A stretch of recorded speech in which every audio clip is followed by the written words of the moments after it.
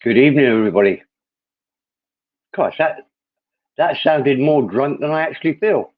Let's try it again. Good evening, everybody.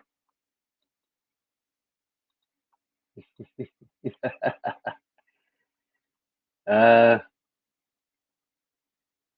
Not really sure why we've started to have a stream tonight. It's just that I've had a great day. I'm in a really good mood, and every other channel I've looked at to sort of consider having a little chat on, I just turn it into the same bitching, horrible, girly stuff. It's not girly. It's gay. So look, I probably need a babysitter to stop me getting angry. So I hope Johnny has got his finger on the button. But it's so ridiculous. Why do men talk like that? I don't get it. I really don't get it.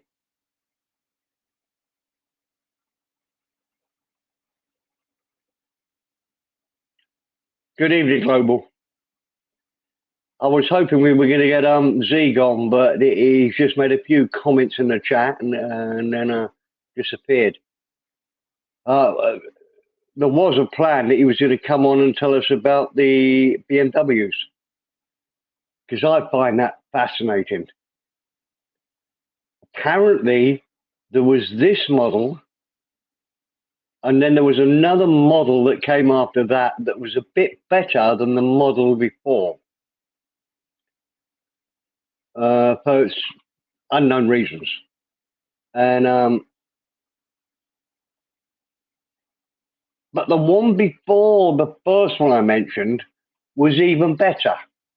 So I can't tell you how intrigued I am to listen to it.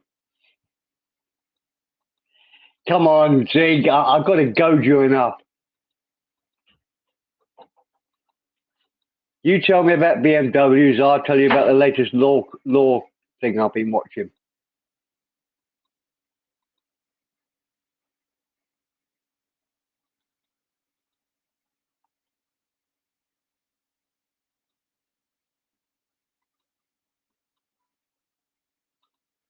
Well, I'm going to wait. I'm going to wait a few minutes because people will just begin to get their notification. I have absolutely nothing important to say, as always.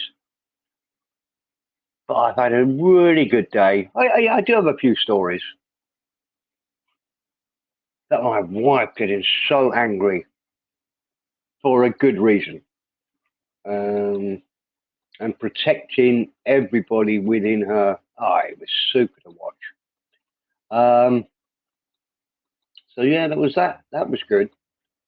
Um, no, everything's been good, but I'll hold back. Look, I don't expect to get many people watching, but we'll just wait.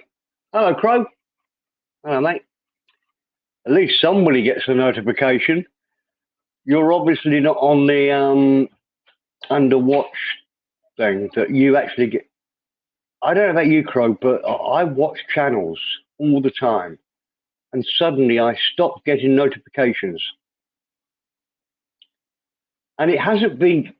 It's not because the channel has been taken down. It's because YouTube has decided we're not going to promote that guy anymore. It's really horrible. But I'm glad that you obviously haven't upset anybody, Crow. So you're still getting notifications.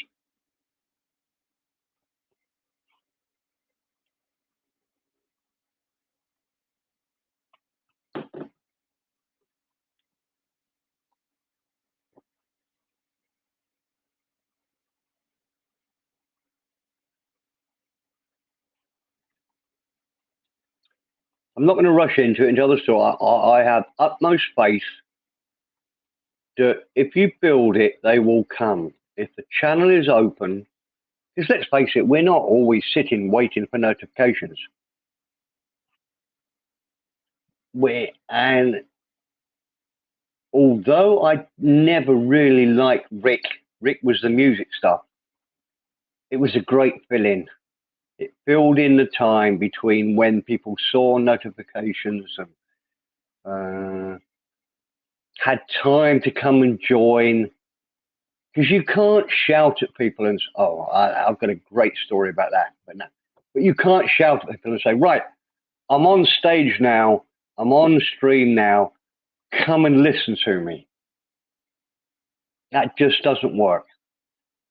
Unless you do it every day at 11 p.m., 11 p.m., 11 a.m. If you do that every day, then people will do it. But otherwise, you can't expect people to do it. Happy Saturday to you, Crow, as well.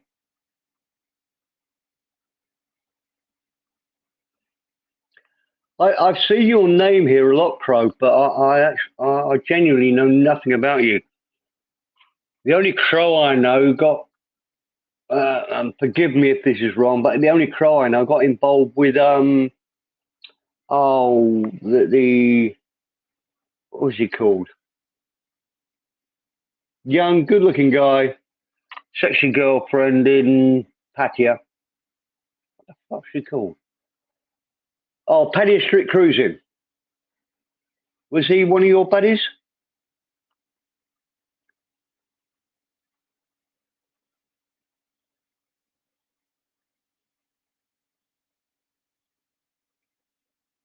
Jamie says, I know he comes up. You don't. Well, you never need to apologise. It was your buddy. Good. I know that I used to watch him a lot. Because I think he's actually quite good at what he does. I don't think he's got a great attitude towards it, but he's pretty good at what he does. Very good at live blogging.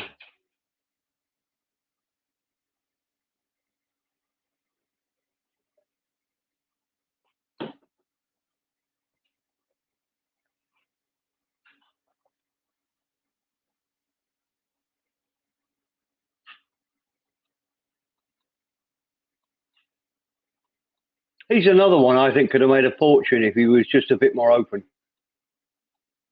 What I found with it's PSC, wasn't it? PSC, Paddy Street Cruiser. And if you look, there's no way he's going to listen to this, but for anybody that likes him, I think his biggest problem was he couldn't deal with the trolls, with the toxic side of it. Unfortunately, part of being successful, I would suggest, is that you have to be able to deal with that. You can't ban every single person who disagrees with you or says something against you. Hello, Jazza. Or Jazzy.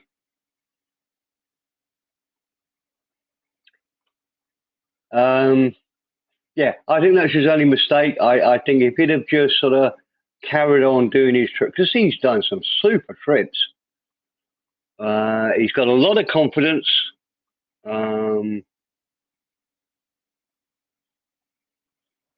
He could have been massive, but he hated the toxic element of YouTube.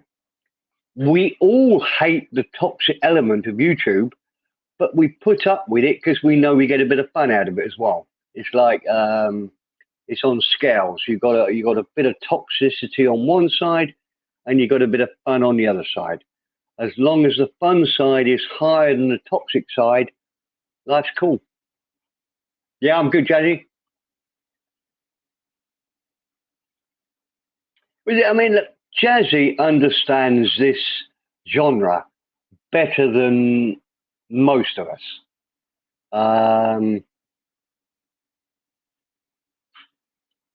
I wish I had his sort of underlying understanding of it. I tell you who else does? Souths, or as he's called now, Mr. South.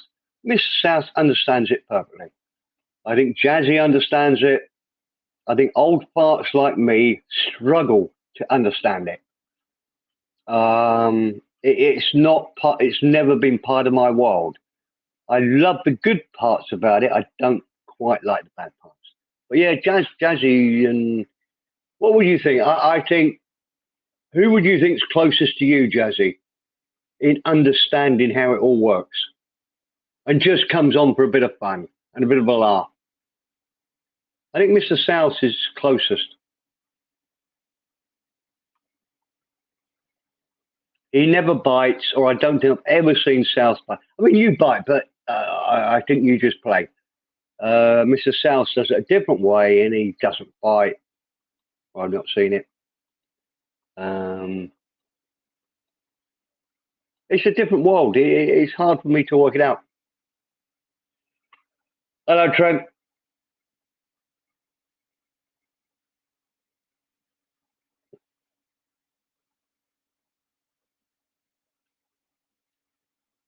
But look, life is full of good things and bad things. It's like every decision in life. And I always do this. Any decision I make,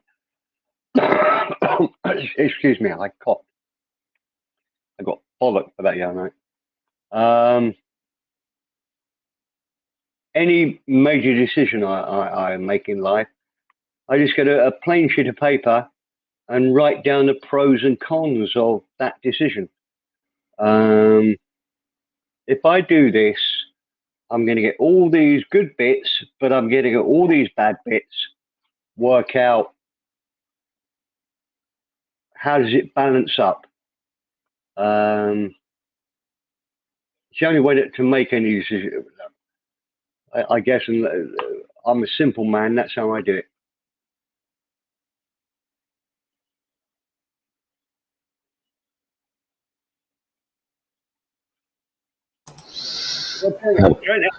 I consider this my virtual bar, and I always have done. Christ, your microphone's loud, Johnny. Hold on, let me just turn it down. No, it's because I've got it so high. I apologise. It's not you, it's me. I only just turned mine on. No, what I mean is I've got my, because nobody else was talking apart from me, I've got my earphones on 100%, and I only need about 40, 50%. So apologies, you just came in so loud. I did. Yeah, Johnny, I apologise. Not you. It was my fault. My gear was up to 100%. You're clear as a bell now. Well, that's okay. Yeah. Good evening, Steve. Good evening, Johnny. Hello. I know the Crow was just dropped us a message to say g'day. He'd be busy working. G'day, Trev, right. And g'day, Trent. Trent, I sent you an email. Did you get it by any chance?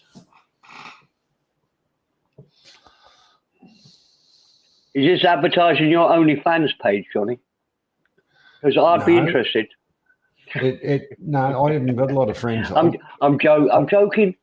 But no, that's okay, because that Facebook thing and all. I just do a bit of Facebook stuff, and I hardly turn it on now. I catch up with a few people every now and again, type of thing. But I used to have what I called "fuck off Friday," because if people were just posting shit all the time, I used to say, "Well, fuck off, I'm not interested." But anyhow, I got rid of my Facebook about 10 years ago. No, that's good, Trent. No worries, mate. Well, if you want to get on to me, that is my email address. That's the one I check every day of the week, type of thing. So yeah, all good. I'll send you another one with a telephone number in it, Trent. But yeah. That's okay, mate. Yeah, Steve. Shits and giggles. A little bit of a shit stir and have a bit of fun is what we're all about, and that's what we're interested in. Conversation and sitting down talking to your mates, having a beer and chewing the fat, the word would be. Exactly. Yeah. I was on a stream earlier on today. We had and I made a comment which went down like a lead balloon. Go on. And I kind of apologised because the host was a little upset, but it was in jest. But yeah,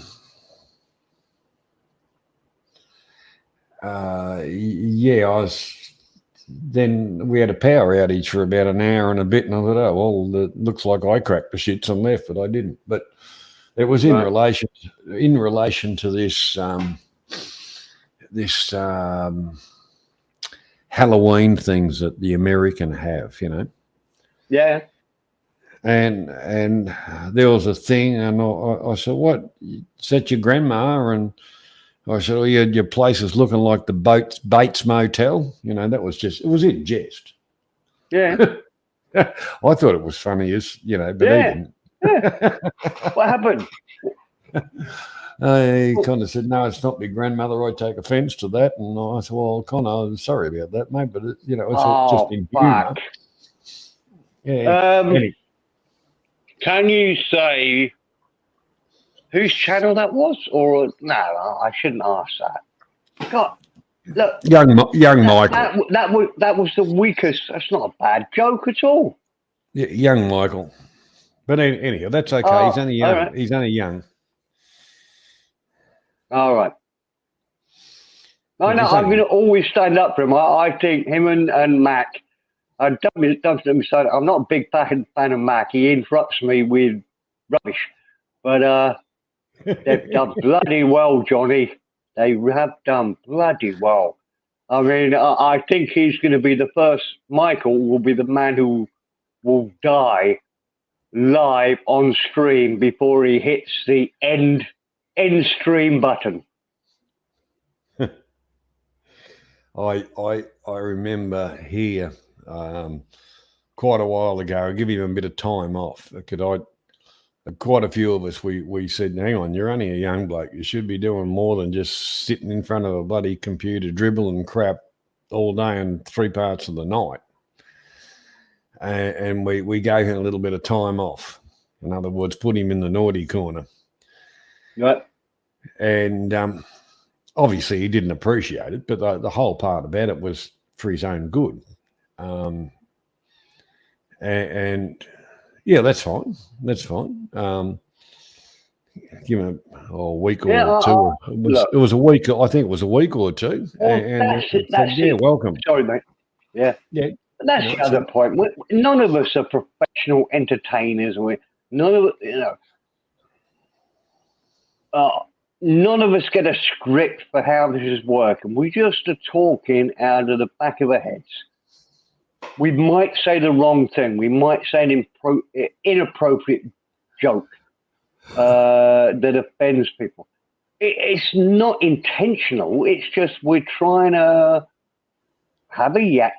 Look, and if I was in a pub with you, there's no way you would get offended with me because you could see my face and you could see that I was joking and you would understand instantly that it was a joke. Because obviously, Johnny, me and my mates, we talk far worse about each other in real life than you see on here. We take the piss out of each other constantly, but but you can see the face. You can see the guy is almost cracking up with laughter as he says what he's about to say. And then the big problem with the internet is you can't see people's faces closely. And that's my, I've said it many times, and I'm a boring cunt, but that's what it is. The big part of our brain, something like 70% of it, is just geared up to working out whether Johnny Siam is a nice man or a bad man.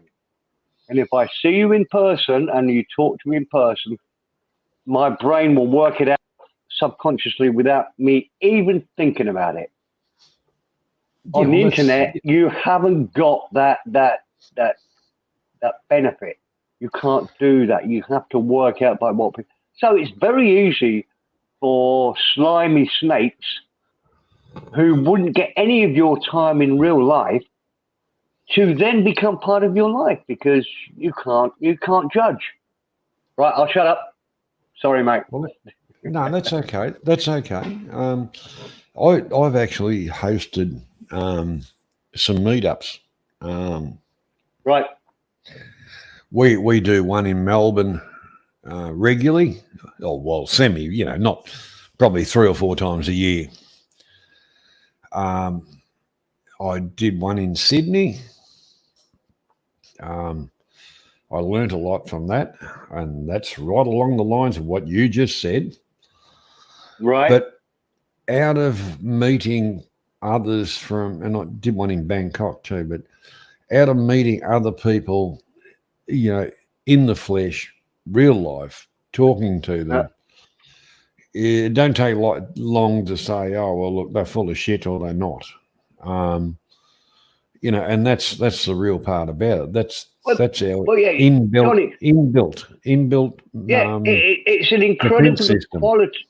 It's an incredible quality we have, or a skill we have that has been we've had for thousands of years. You know, since the caveman time. The most important thing you have to do is work out if this guy coming towards you is a friend or a villain, friend or foe. And we are really good at it. You know, they say you judge people within 15 seconds of talking to them. And if it was, and we all try to think, how many people do you think follow this genre, Johnny?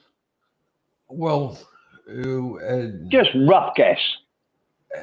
Well, you know, all of our channels, all the globals, all the copy globals and whatever. How many people would you guess? I'll go first if you want. Well, please do. I'd say at the very most 100. Well, I was going to say a bit less, but the thing is, the genre thing, we left that particular thing quite a while ago when we said, well, we just want general conversation about whatever. Right. You know, and like South has come on. He's kind of Cambodian based. All right, you're Thailand based. You know, I've got a broken wing, so I can't fly because I'm in Australia. You know, yeah. But the whole part about it, if I wanted to fly out tomorrow, I could just jump on an aeroplane. But that's because,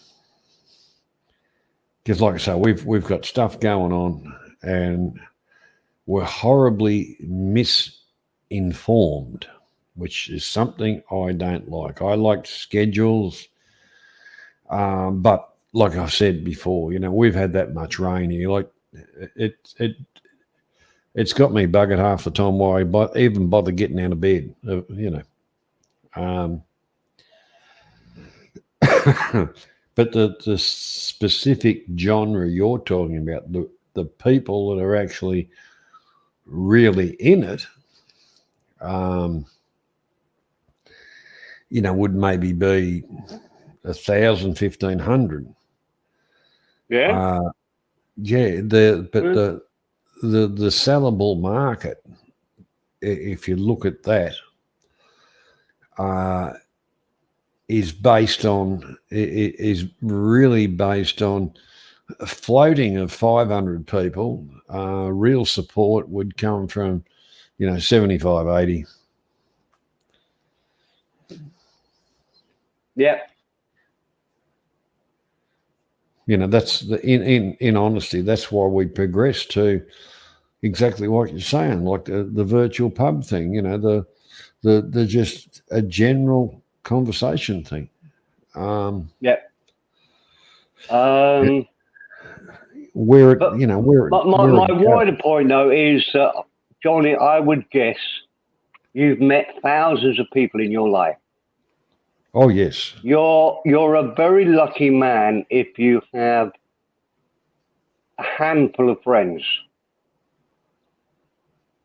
from Well, meeting all of those people. Because what you've done is you've discounted all the cunts, all the bastards, all the untrustworthy people, and you've done it in split seconds.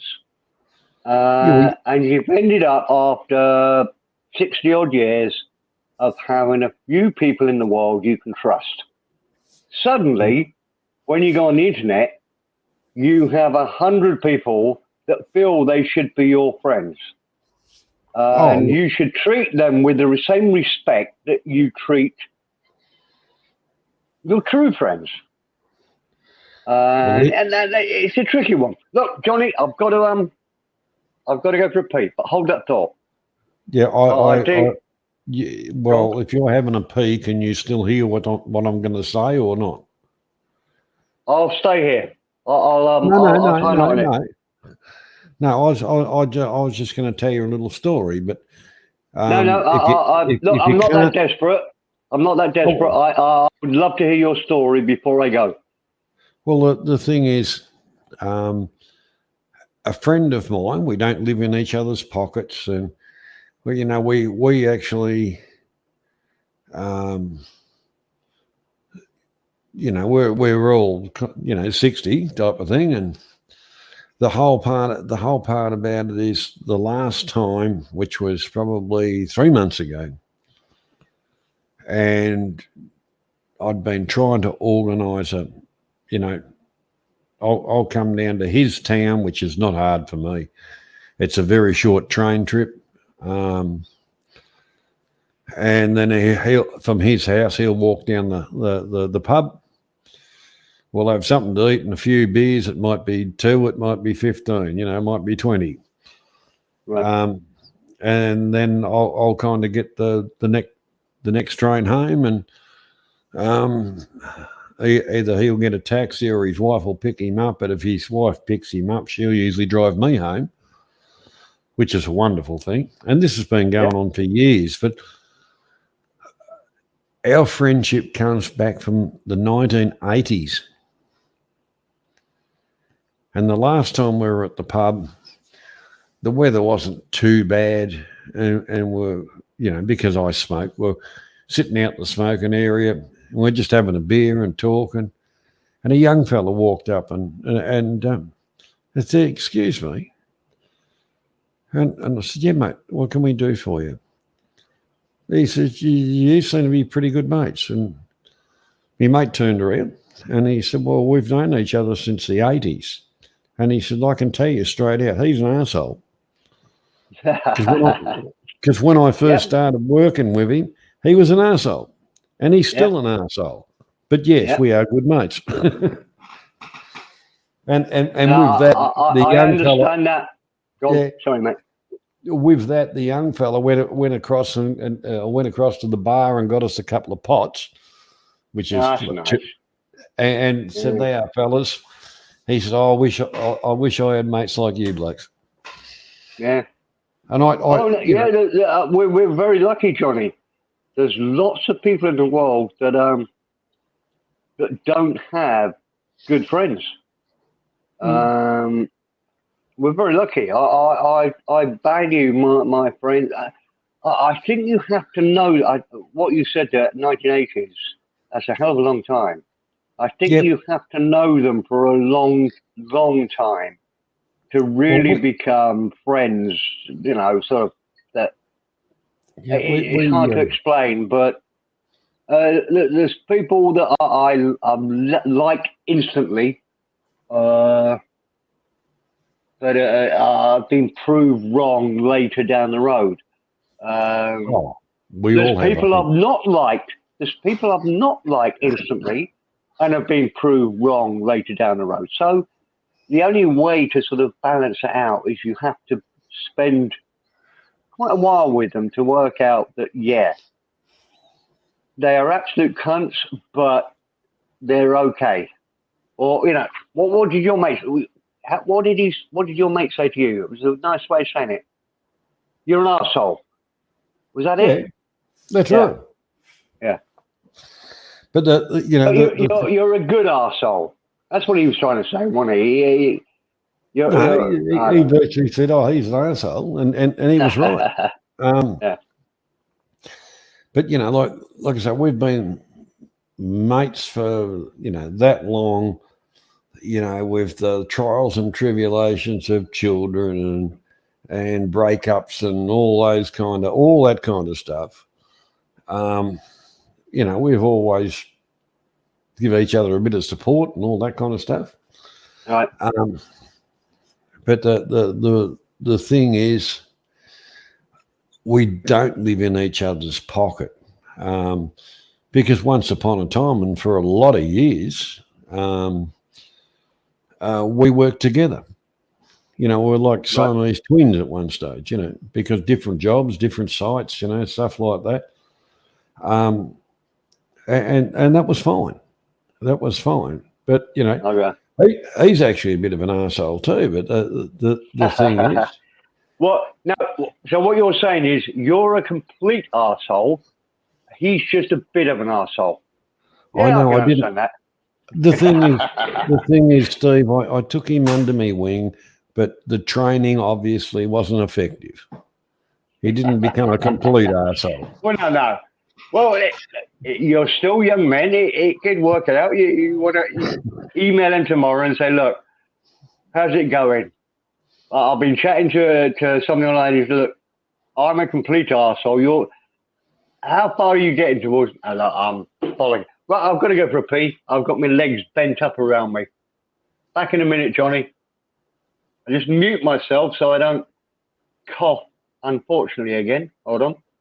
Oh, you're right. Back in 5. Are you going for a cigarette or are you staying around? No, I'm staying around. I'm right. Mr. Okay, I'll be quick then. 5 minutes. Yep, you're right, mate. You're right. Tim, is that you? Shit, yeah. Every relationship is that space, because at the end of the day, people have got different hobbies and different. If everybody was the same, if everybody was exactly carbon copies, how boring would life be? That'd be bloody shocking, wouldn't it? Yes, it's So how you been travelling, Tim? Weather hasn't been exactly exciting for your travel plans, I would imagine, but unless you get rid of the caravan and get a boat. G'day, Jess. Welcome along. You don't want to come to Victoria because you'd need a boat, mate. It's been raining here since that long. I'm just over the rain. It's just bullshit, the amount of rain we've had. But in my area, yes, the ground is saturated, but we haven't had the runoffs so much. Yeah, the rivers are right up there, but it's not, earth-shattering or anything like that.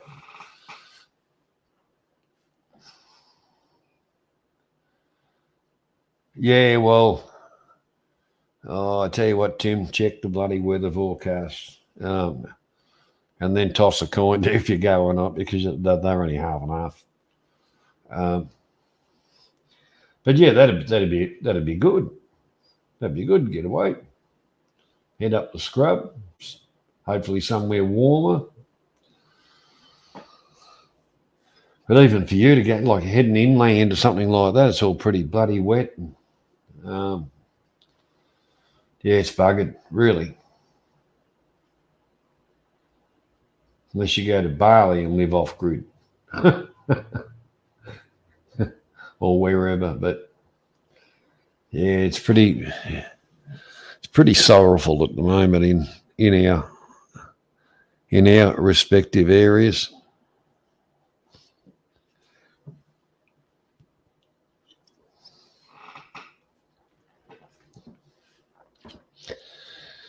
But yeah, that's correct. It's good to have friends and acquaintances or whatever that you get along with, but you don't want to, live in somebody else's pocket to a certain extent.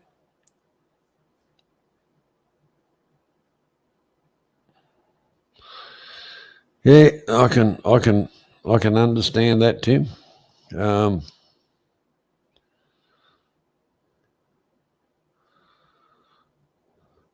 That's why I used to like going over to the beach. Me and the brother-in-law, we could just sit out and get the fire going, have a beer, and put on the wireless or whatever, talk shit. Good stuff. Totally enjoyable. When they bought the place that they bought, my thinking was, oh shit, I think you paid a bit much for that. Well, things changed. They put it on the market.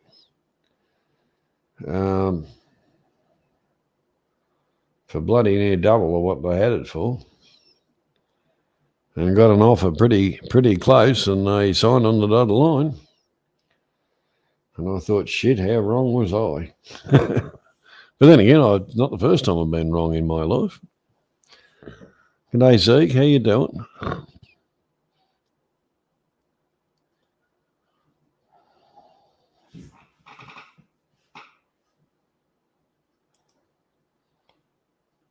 No, I'm not saying it's Brokeback Mountain. It's good to get away with a bloody mate and chew the fat and just get rid of the stress of life, all that kind of stuff. Just totally, rinse the brain, give it a wash and hang it out to dry.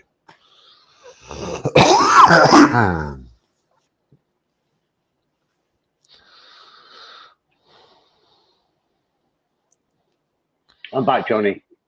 Yeah, no worries. Yeah, let me just tell you a story about my mate. I know you probably had a bit more, but my mind was still on good friends and whatever. You should know, Dan, my best mate, we met on the first day of college when we were 16. Yep. So that's 50 years we've been buddies. And we still, I would guess, we send each other an email once a week. Just, how you doing, mate? What you done this week? Nothing fantastic, nothing interesting, just 50 years friendship. It's been good. Yep. I'm very lucky.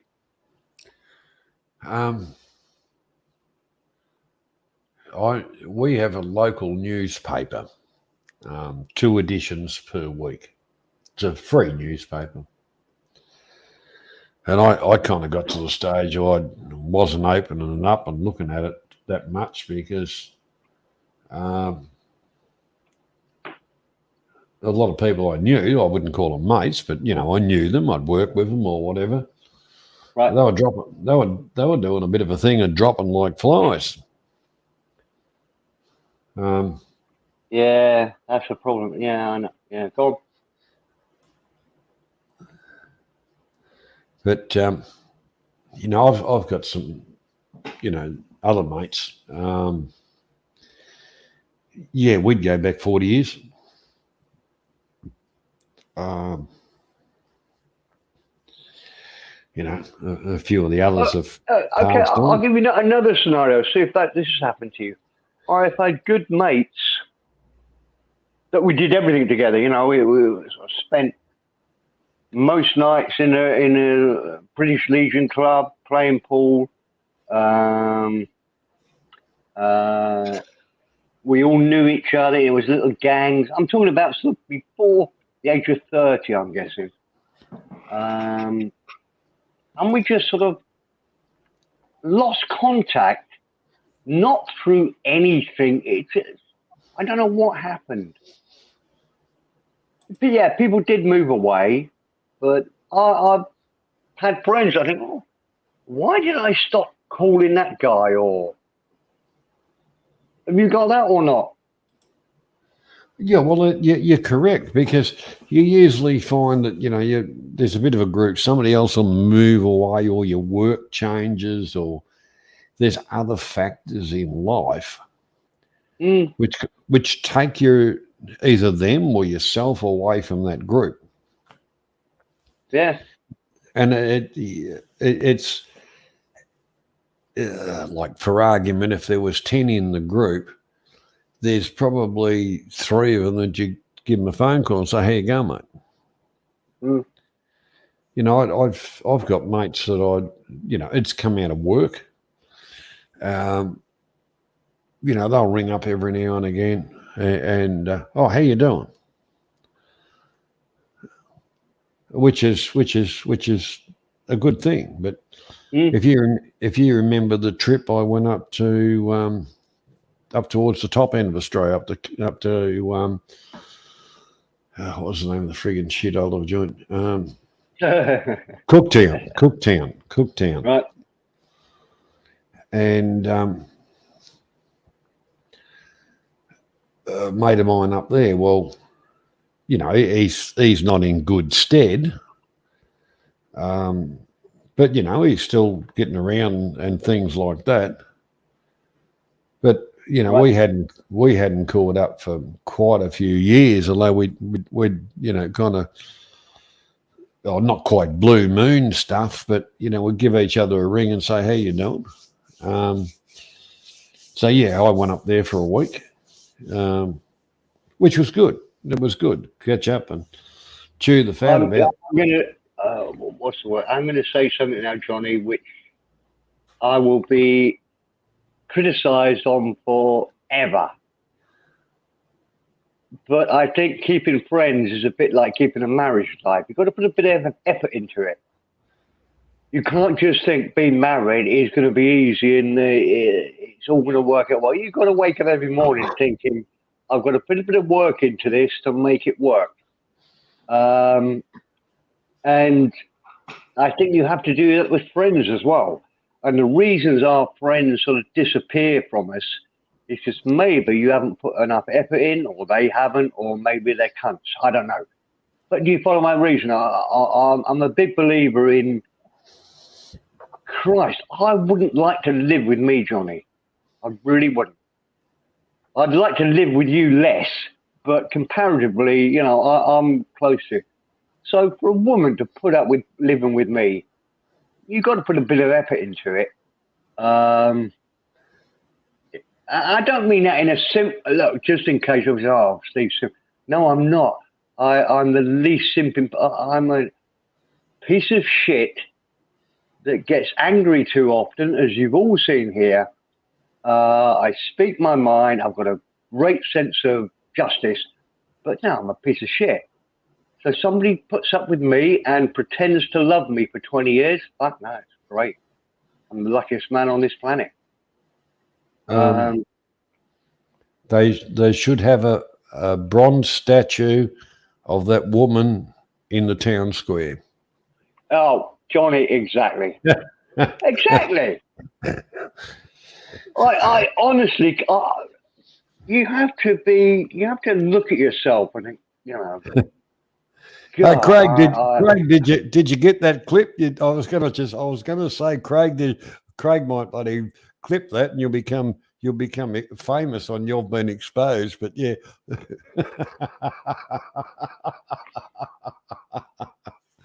I don't know what you're talking about. Give us a story, Johnny. No. What you just said, you know, if you clip that and, you know, "You've Been Exposed," you know, yeah, that, yeah. No, I don't like all these exposed channels. It's like recording a conversation in a pub. I don't like it. No. Oh, Don't understand me. Of course, I've watched it. You got exposed. Obviously, I'm going to watch it, but I don't like the concept. Oh, look, I don't really care. You know, like, if I've said it, I've said it. No remorse. No, I stand. I couldn't agree more, Johnny. I stand by everything I say. However, I still think it's just like recording the bollocks we say in a pub and then trying to humiliate somebody by what they've said. And it just doesn't grate well on me. Sorry, more wrong way. It Well, grates that's against me. yeah. But Craig look, does. Craig this does is a the bit of world. it for fun. I understand this is the world we live in. You have to accept that. Don't misunderstand. I'm not really bothered about it, but underneath it, I don't like the idea. I used to think, people are doing that, and I took offence to it going back years ago. I Mm. don't anymore. I don't No? anymore, because that's right. I said it. Oh yeah. There's a couple of there's a couple. Is this who's doing? Is you got? I don't know if you can say. Is you got exposed Fast Boy Craig, or is Yes, that it somebody is. else? All right. It is. It is. Fast Boy Craig. I'm not having to go at you, mate. I know, Christ, if you can make a few pennies out of doing it, or it gives you a bit of fun, more power to you. I'm not putting you down. I'm just saying I don't like the concept of it. That's all. It's just Well, like in football, I don't like the concept of VAR. who? Do you know what Please VAR explain. is? No. All right. We used to have it where it was only the referee's decision in football.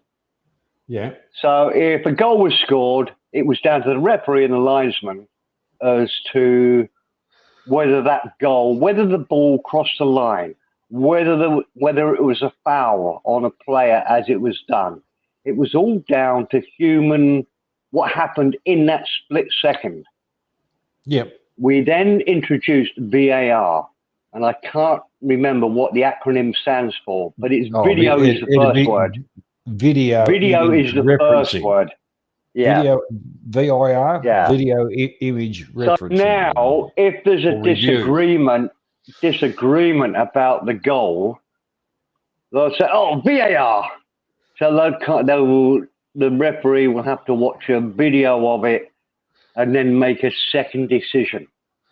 I think it's all bollocks. I hate it with a passion. I liked it when referees made mistakes. You could walk away from the football pitch thinking we were robbed because I was on the goal line. I saw that ball wasn't over the line. And I liked the instancy of it. I liked that it was over and done and finished. Hello, Anna. VAR is Oh, Anna, you've just said the word in type that I don't know how it came into my head, but VAR is bollocks. Thank you, Anna. Well, our football here is AFL, and it is used at times to when it's taken away the referencing as far as that's the way I saw it. That's the way I'm going to call it. That they'll call for a screen. In other words, I don't particularly like it. Some passages of play, they could actually pull up the same thing and find out the umpires are full of shit. But the real part about it is we're all only human, and umpires do make mistakes. Some of them make them or don't see things because they don't want to see it. There's some teams that people hate. There's some people like other teams, and so my point is it makes it far more exciting if the referee can make a mistake. Because football, there's a bit of luck in football, more than a bit of luck. I mean, the best team should always win, but they don't. That's why football is so great. Yeah. If you look at rugby, the best rugby team. Oh, I'm starting to shout. I'm not being shouted at by my wife, though, so we're okay for a moment. The best team in rugby will generally win. If you take the number 1 team in Australia against the number 50 team in Australia, the number 1 team will 99 times out of 100 win. Doesn't work in football. That's right. Not necessarily here, because you can have the top ranked bloody team, and it'll get toppled. It'll get done by, because it's not about who you are. It's who's the best on the day and who really wants to win. It's how much they willing to, I haven't seen that in rugby. Look, Johnny, I'm not an expert on rugby. My dad loved rugby. Next time you I go never to, got into. Go on. next time you go to Pattaya, go to the Wombat Bar, and especially in our AFL season, and watch a few games of that, and don't tell me you can't get passionate about it. You're talking about. You're not talking about rugby. You're talking about AFL. Yes, correct. Oh, yeah. I can believe that. I know nothing about the game. I'm talking. What I said was the reason rugby isn't so successful. Hold on, I've just frozen the screen. Can you still hear me? Yes. All right. I started hitting the computer. God, I'm a sad man. No, the reason football is so much more popular than rugby is that the best team in rugby will generally win. Where in football, the best team will win most of the time, but there's always a chance that the underdog will win. That's why everybody loves it. Oh, yes. But like a bit of luck in it. Well, it's like horse racing, isn't it?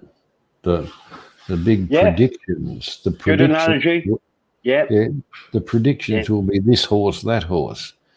But on the day, the best horse wins. Whichever horse got the most drugs is probably going to win. Well, we have the Melbourne Cup. Stops the world, the Melbourne Cup on Tuesday. It's one of the top races in the in the world. Yep.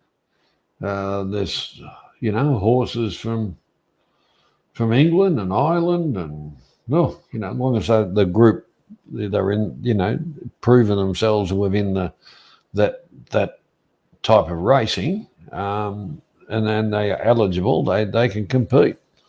But you're talking big money, because it's $1 million for the Melbourne Cup. Right. So it's not to be snorted at, $1 million for. We have a similar one.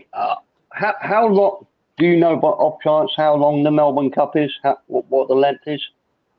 About 2.5 kilometres, around that. Oh, it's a really short, really short. Oh no, 2.5 kilometres. Is that 25 or 2,700 metres? Something like around that. What's that? 1.5 miles?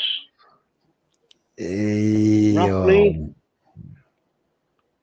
I think it's about the same as our Derby, Epsom Derby, and it's a cracking race because it's a sprint, but at the end of the sprint they all race uphill.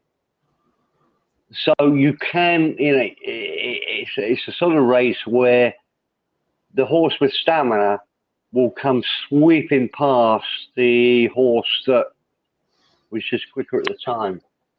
It's a great race, Epsom Derby, and of course we have the Grand National. Have you seen that? I've seen the Grand National. Yeah, it's got weaker over the years because so many horses died because the fences were too tall.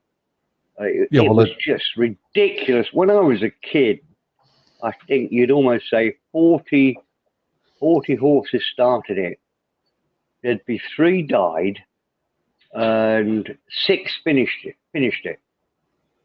But God, it was a race. The thing is, I think they virtually stopped hurdles in Australia because too many horses were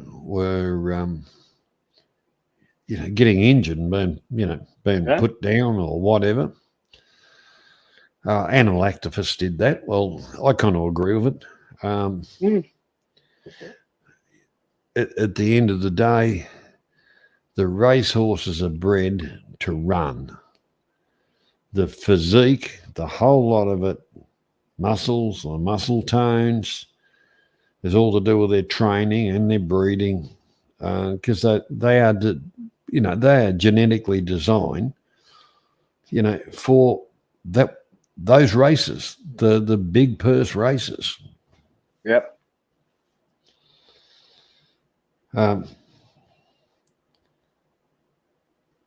Some of them. Oh, look, I've owned a couple of racehorses. As far as when that they hadn't been up to scratch type of thing, and just used them, kind of retrained them into different stuff. But like to stop being a knucklehead, but just for a normal hack type horse, But the other thing is, they're 17, usually about 17 hands, so they're a pretty tall horse. Right. Yeah. Oh, so that looks like the real Kenneth. Hello, Kenneth. Kenneth. Yes, I thought you were in Thailand by now, or you must be on your way.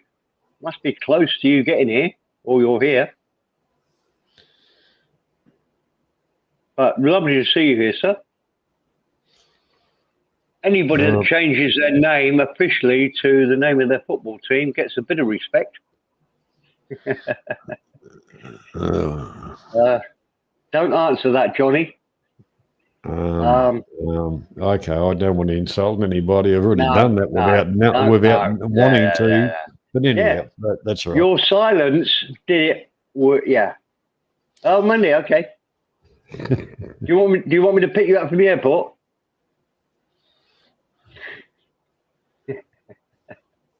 I'm joking. Monday, Christ, what is it? Bloody hell, the time goes so quickly. It's like it's Saturday, isn't it? Yeah.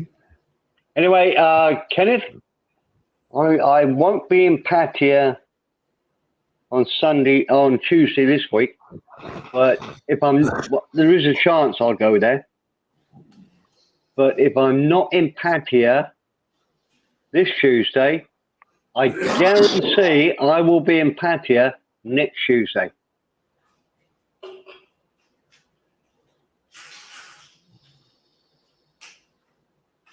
So if you want to meet up, have a beer, I can show you the cheapest bar with a good view to buy big Leos.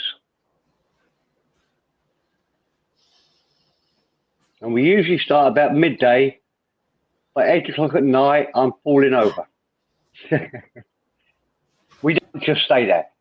Because you always need a fill-up bar, don't you, to sort of get you in the mood. So we go to a bar near the market in Soibakau.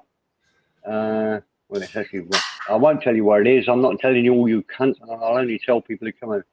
But yeah, it's 65 baht for a big Leo.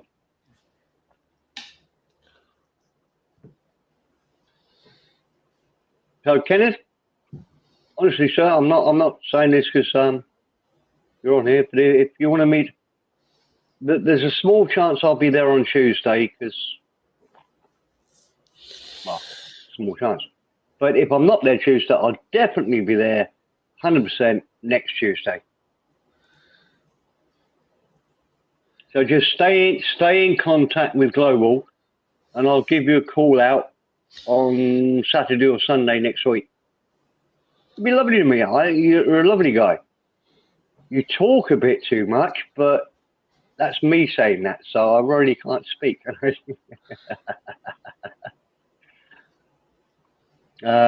Kenneth Hotspur. 8 is like a toy, like a towel, like a tongue. Well, I would pronounce it like a tongue. 9, I'm driving, big road trip. Oh, good mate. Okay, well, let's just see what next Tuesday is on the calendar.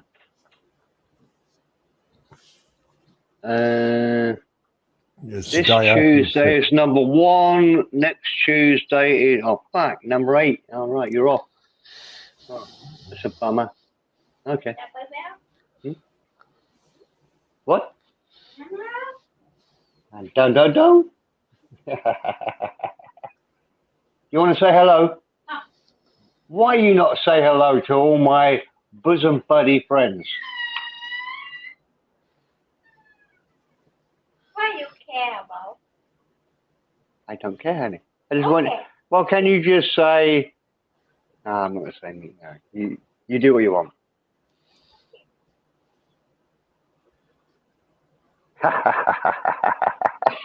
Oh, what a look. Back in Paddy on the 13th, Steve. There you go. Well, it's not much of a bloody road trip, Kenneth. If you're going on the 9th and coming back on the 13th. Yeah, that is not a big road trip, Kenneth. You're going to get to Rayon. That's about it.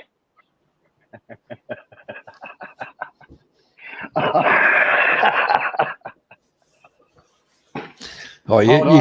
I got to mute myself because people get upset if I cough with a hot mic. Hold on 1 second.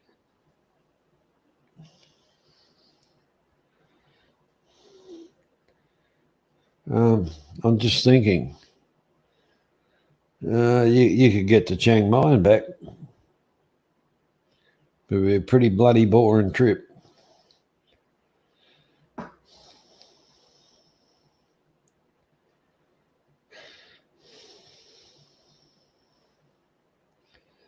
Leaving the AM on the 9th, you get into Chiang Mai on the 10th. Spend the 11th there, get onto the train on the 12th and back on the 13th. Yeah. That's not my idea of fun. Although you can get, we're going overnight from Udon Thani to Rayon. That's a good plan, Kenneth. Koh Chan is fantastic. And you've just come at the right time. The floods have gone. The roads won't be so bad. I think you'll love it. No, there'll only be the road works and the potholes. And, yeah, they will be repairing it. It'll have been hit by all the water and stuff.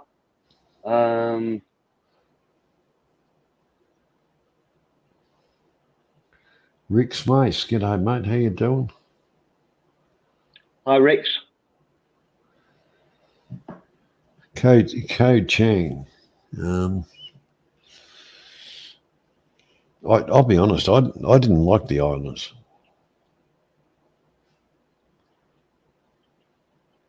Johnny, I'm going to say this quietly. I wasn't that impressed, but my wife loved it. I don't know why, but she just loved it. And every time I say, can we go somewhere for a little break? Can we go Koh Chang?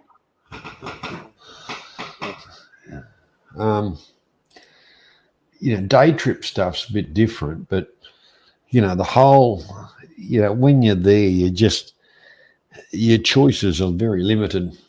And I think the islands are kind of expensive because you've got no choice. There's not somewhere else where you can get something. No. Hello, Kenneth. How are you doing? It's easier to explain. What are you explaining? Steve Perrin is asking questions. So you're telling about me driving north, but I'm not driving north. Kenneth, I was joking. You said you.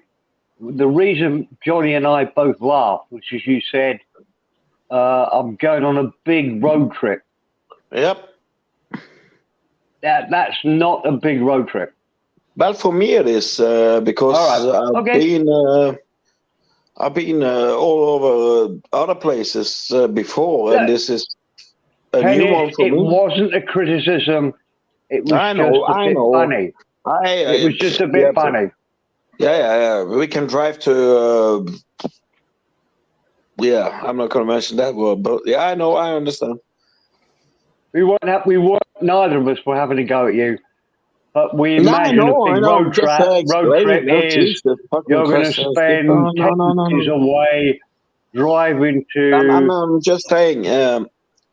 I've been driving a lot of places in Thailand, but this part I've never been to, and it's going to be my first. And I'm landing in Bangkok on early morning on Tuesday the 1st. Right, Monday. don't tell anybody that because don't tell anybody what you're driving. I can give you the time, and don't bring up the Don't do it. trolls. Bollocks! I have a private driver from. I'm not scared of anything, people. Please don't bring up the trolls and all. Oh, don't. Oh, what should I do? Nothing. They can't do anything to me, Stephen Perrin. So. Well, yes, they can, Kenneth, because you've said Oh, multiple now it's times. coming. Okay, there. I didn't want to come up to this drama. Kenneth, with the one Kenneth, person. let me Kenneth, no, because Kenneth, this is just bullshit. Kenneth, If you're going stop talking. No. Kenneth. Thank you for letting me on. And you're going to try to scare me off because of trolls if you let out too much information? No, I just want you to hear my point of view. Fucking hell. I only want you to hear my point of view. Just stop talking. No. So relax, we can only hear what you're saying. Jesus fucking Christ, Perrin. You're thinking troll every time you're on. You're an angry man. Just listen to me and I think you'll change your view. Shut up for 30 seconds. That's all. He left. He left. All right. I wasn't trolling him, Johnny. I'm just saying that we all know that's his name. What the trolls will do if they tell him what time he's arriving is say, they'll phone up the airport, they'll phone up the Thai authorities and say, there's a man called Kenneth blah, blah, blah, blah, arriving this time, we're worried that he's a terrorist or something. So he'll go through hell at the airport. I wasn't trying to say anything bad about him. All I was saying was, don't tell somebody what time you're arriving at the airport. It's stupid. Or what plane you're on. Because it's easy for 2 or 3 trolls to phone up and say, we've heard there's a guy called... and he's got such an impossible name. It'd be so easy to troll him at the airport. I wasn't trying to troll. Oh, well, look. Well, Johnny, you're a fair man.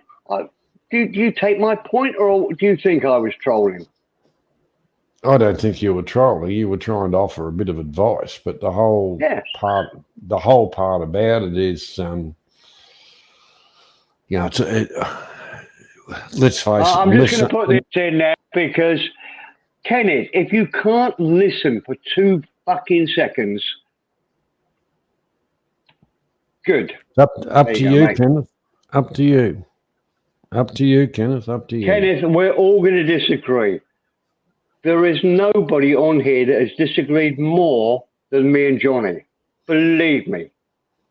But we still give each other a bit of respect, give a little bit each other time to talk. If you can't do that, then yeah, good. If it's your last time here, no problem at all. That's not how it works here at all. I really wasn't trolling you. I was only adding to the conversation, trying to give you a bit of... Look, you could turn around when I finished and say, Steve, that's fucking crap advice. You're an idiot. No problem. That would be okay.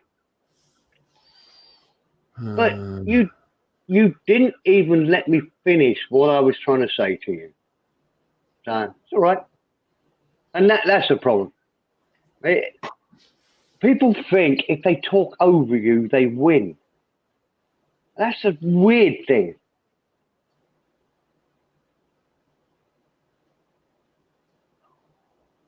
Okay, man. Nice one. My latest video has a comment section. Just comment there. Nice. Yeah, okay. Let's find your go-to channel. Oh, that's a Oh, conversation between that's a Craig. good looking channel, Rick's. Yeah, I like the look at it. he gets right into 690 subscribers. I will be number 691. he There you gets go.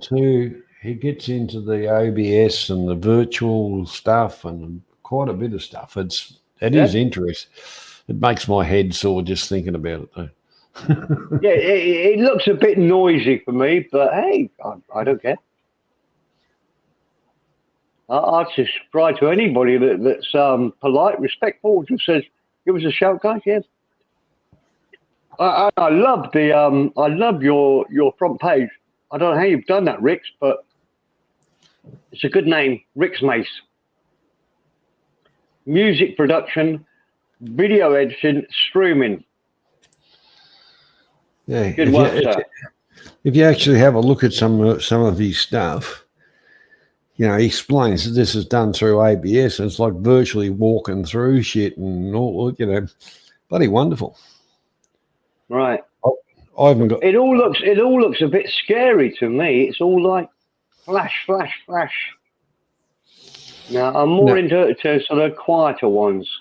Yeah, but you know, the thing is, yeah, each to their own. There's nothing wrong with that. But yeah, I wouldn't have the. I wouldn't have. I haven't got the patience for you know, to sit down and kind of do that. No, me neither. I have enough frustration trying to do a bloody video that I've got quite a few of them in the on cards and that I've been procrastinating about for bloody years.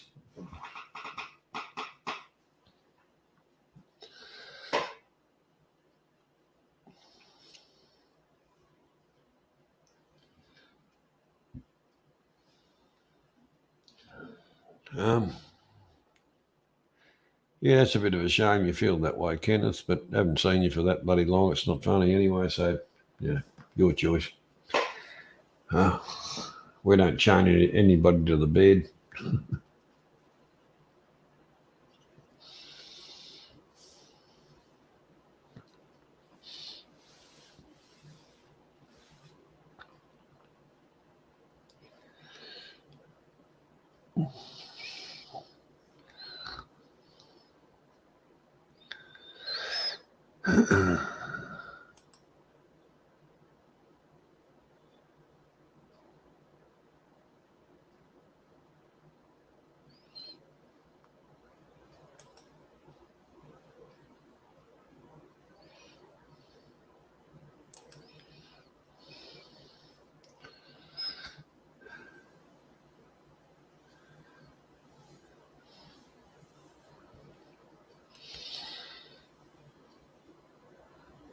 Looks like Steve's gone for a whatever.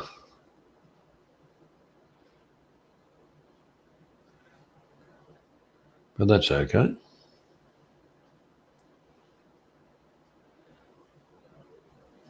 So what are you going to do, Craig? Why don't you take a few lessons and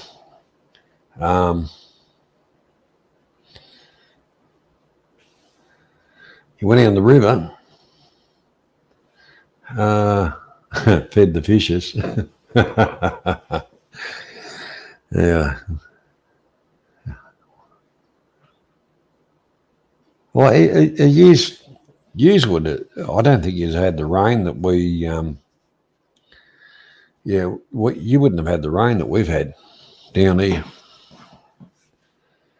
It's friggin' never ending down here.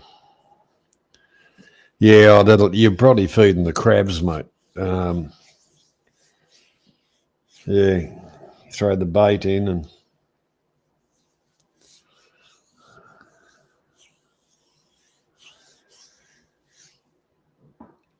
That used to piss me off at times.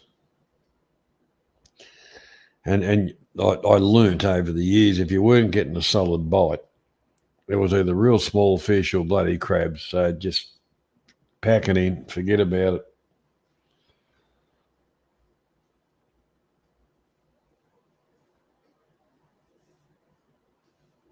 Yeah. Yeah, that's right. Just get over one lot, and then it's coming again.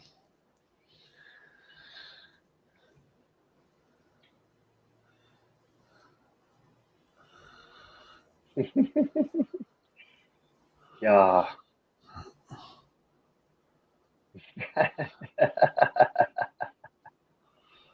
I always like Anna's comments. Oh, Brings it down to real life. okay. Is that a monthly type of a thing, or whatever, or just yeah?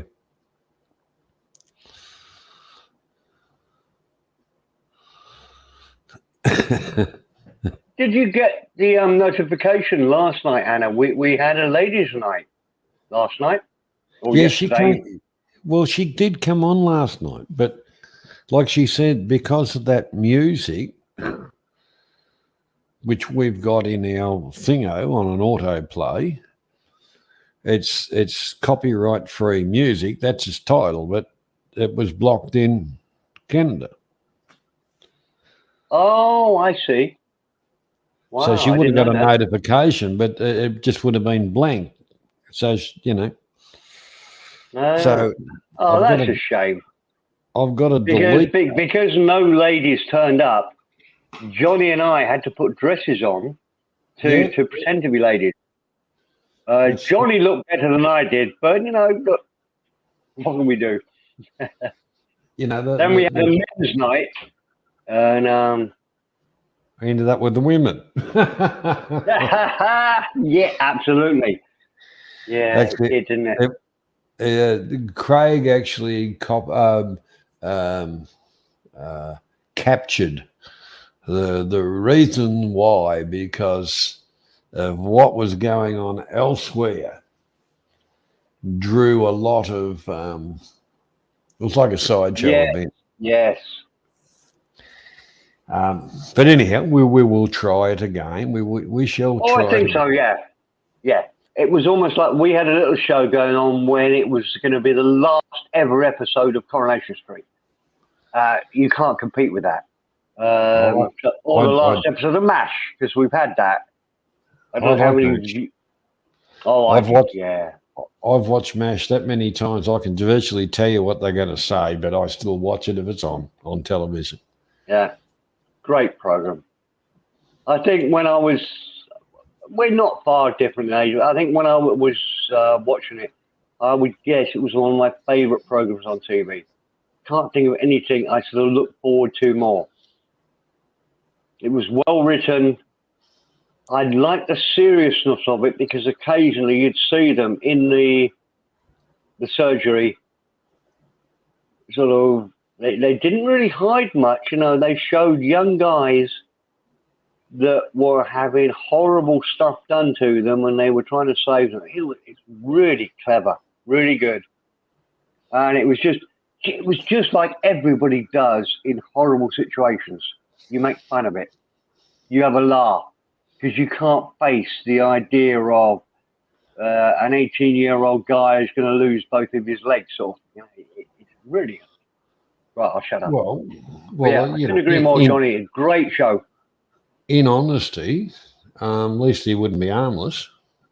Well, yeah, but he wouldn't have a leg to stand on. And the other thing is, if he lost his arms as well, he'd have to be called Matt. Yeah. Hmm. Well, it's like one of my favourite lines is, "You're about as useful as a one-legged man in an ass-kicking competition." Did I say that right? You're as useful as a one-legged man in an ass-kicking competition. Yeah, well, we have one that's about as useful as tits on a lump of wood. Oh, I don't know. I don't think that's as good, but yeah, you're Australian. Humour's not so good. Imagine tits on a piece of wood. How useful is that? Not real useful. I think tits anywhere are pretty good. Oh, Anna has just corrected you in the chat here. You No, got the no, joke no, wrong, Johnny. no, that's an Australian version. I was married to my nun, Anna. Was none in the morning and none at night, and she had tits. Oh dear. I think that's the name of a song, isn't it? I could sing to that. Tits on the run. No, tits on the nun.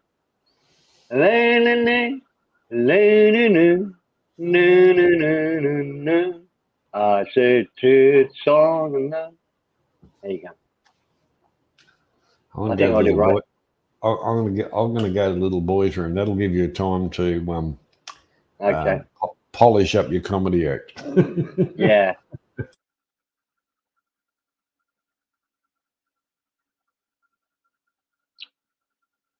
Yeah, I've heard you say that before, Anna.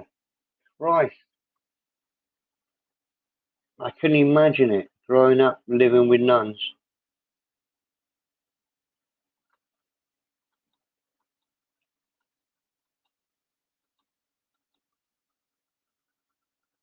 We're Buddhists here in Thailand, and anybody can become a Buddhist monk.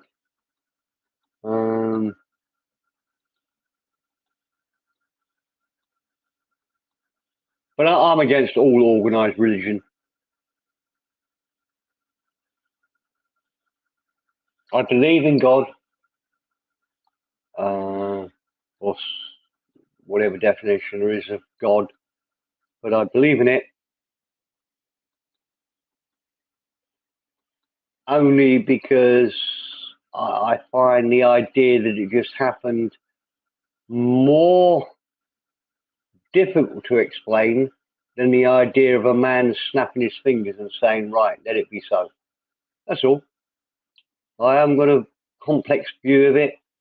I just think the idea of something from nothing coming out of nothing and it all working so beautifully, so fantastically well, is harder for me to believe than there wasn't a God that just snapped his fingers and said, let it be so. That's all.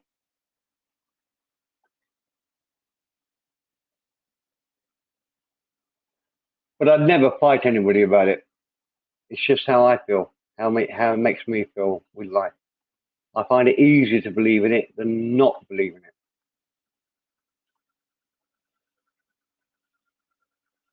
Yeah, I can believe it, Anna. God, I have big problems in Thailand. They still have, well, no, they've actually just stopped corporal punishment in Thailand. But yeah, for children here, they do discipline them a lot more.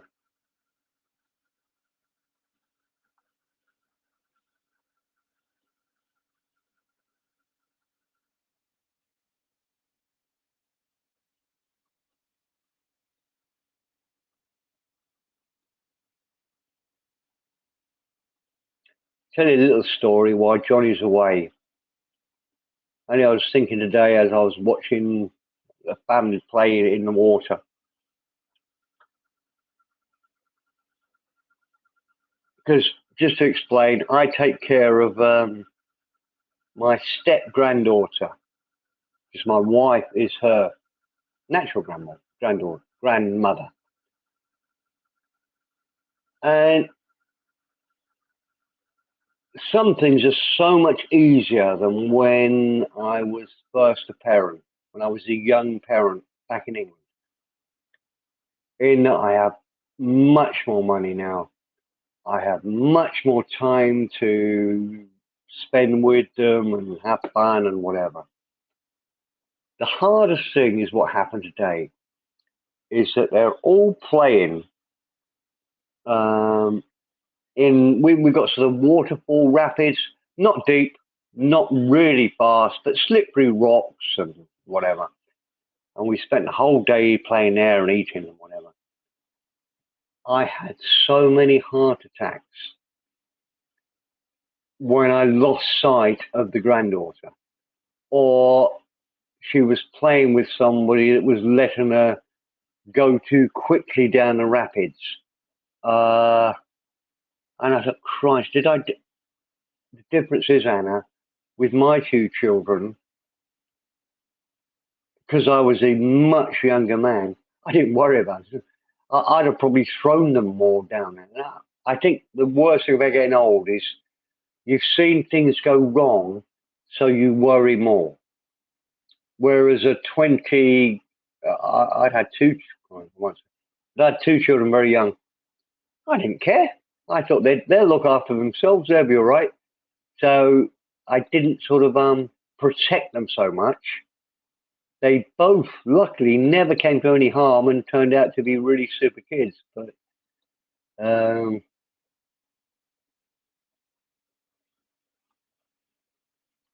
it's the only bad thing about being an old grandpa. And I think I've seen it before with people. Old people tend to be too protective. And that's what I'm like now. I go, oh, no, don't do that. Don't try that. And I've still got a big child in me. I'm quite adventurous even now. But I just say, no, you're going to hit your head. Don't do that. Don't do this. Let me try to take it. And now I was quite angry with myself.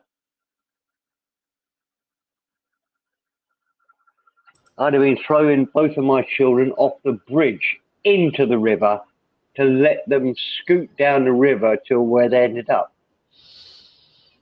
Honestly, I would have done. I know it. And I was angry with myself because I was so fucking protective. I'm an idiot. But don't misunderstand me, Anna. It was a fantastic day. We had great food all day. Playing in rapid water all day. It was super. And it's our last holiday. Our children in Thailand go back to school on Tuesday. So this is the last sort of family day of having a bit of fun. And it couldn't have worked out better. Super day.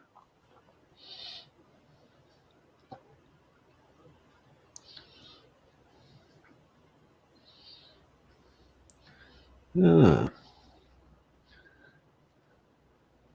The nuns were mean bitches, Anna.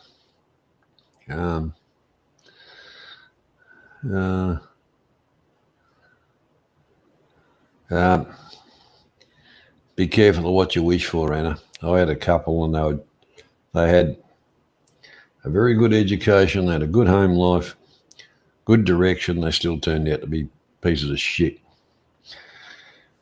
And that's honesty. That is honest, Johnny. Most people wouldn't admit to it because,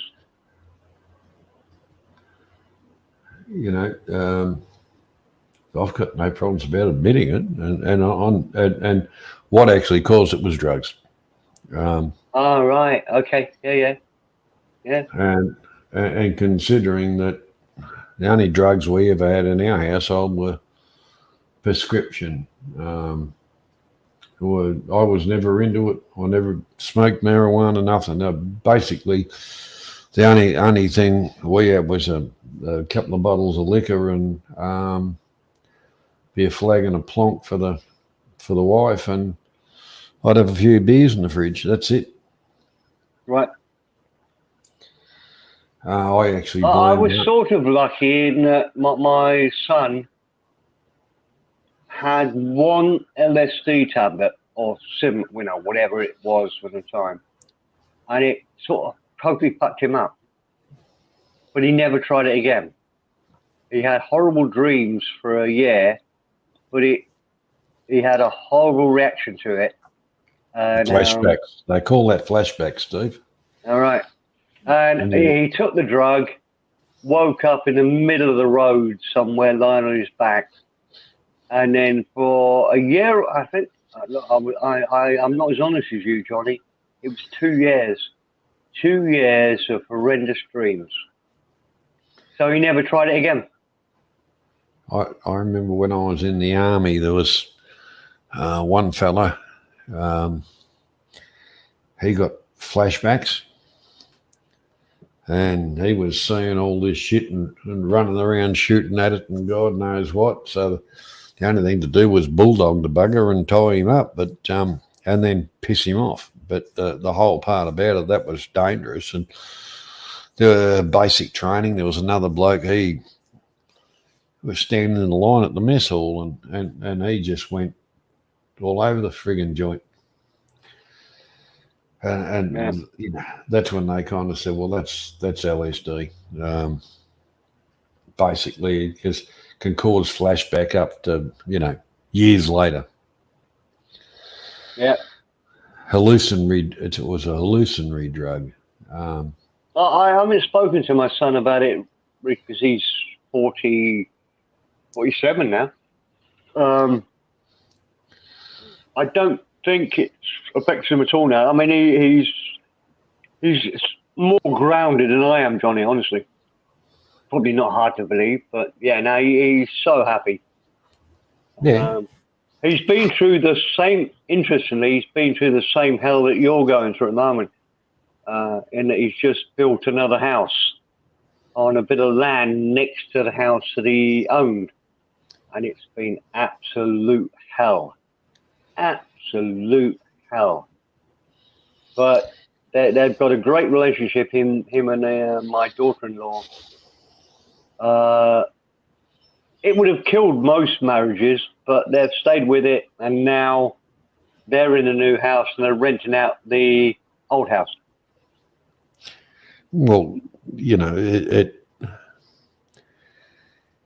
it can, for some people, it can be a horrendous experience. Well,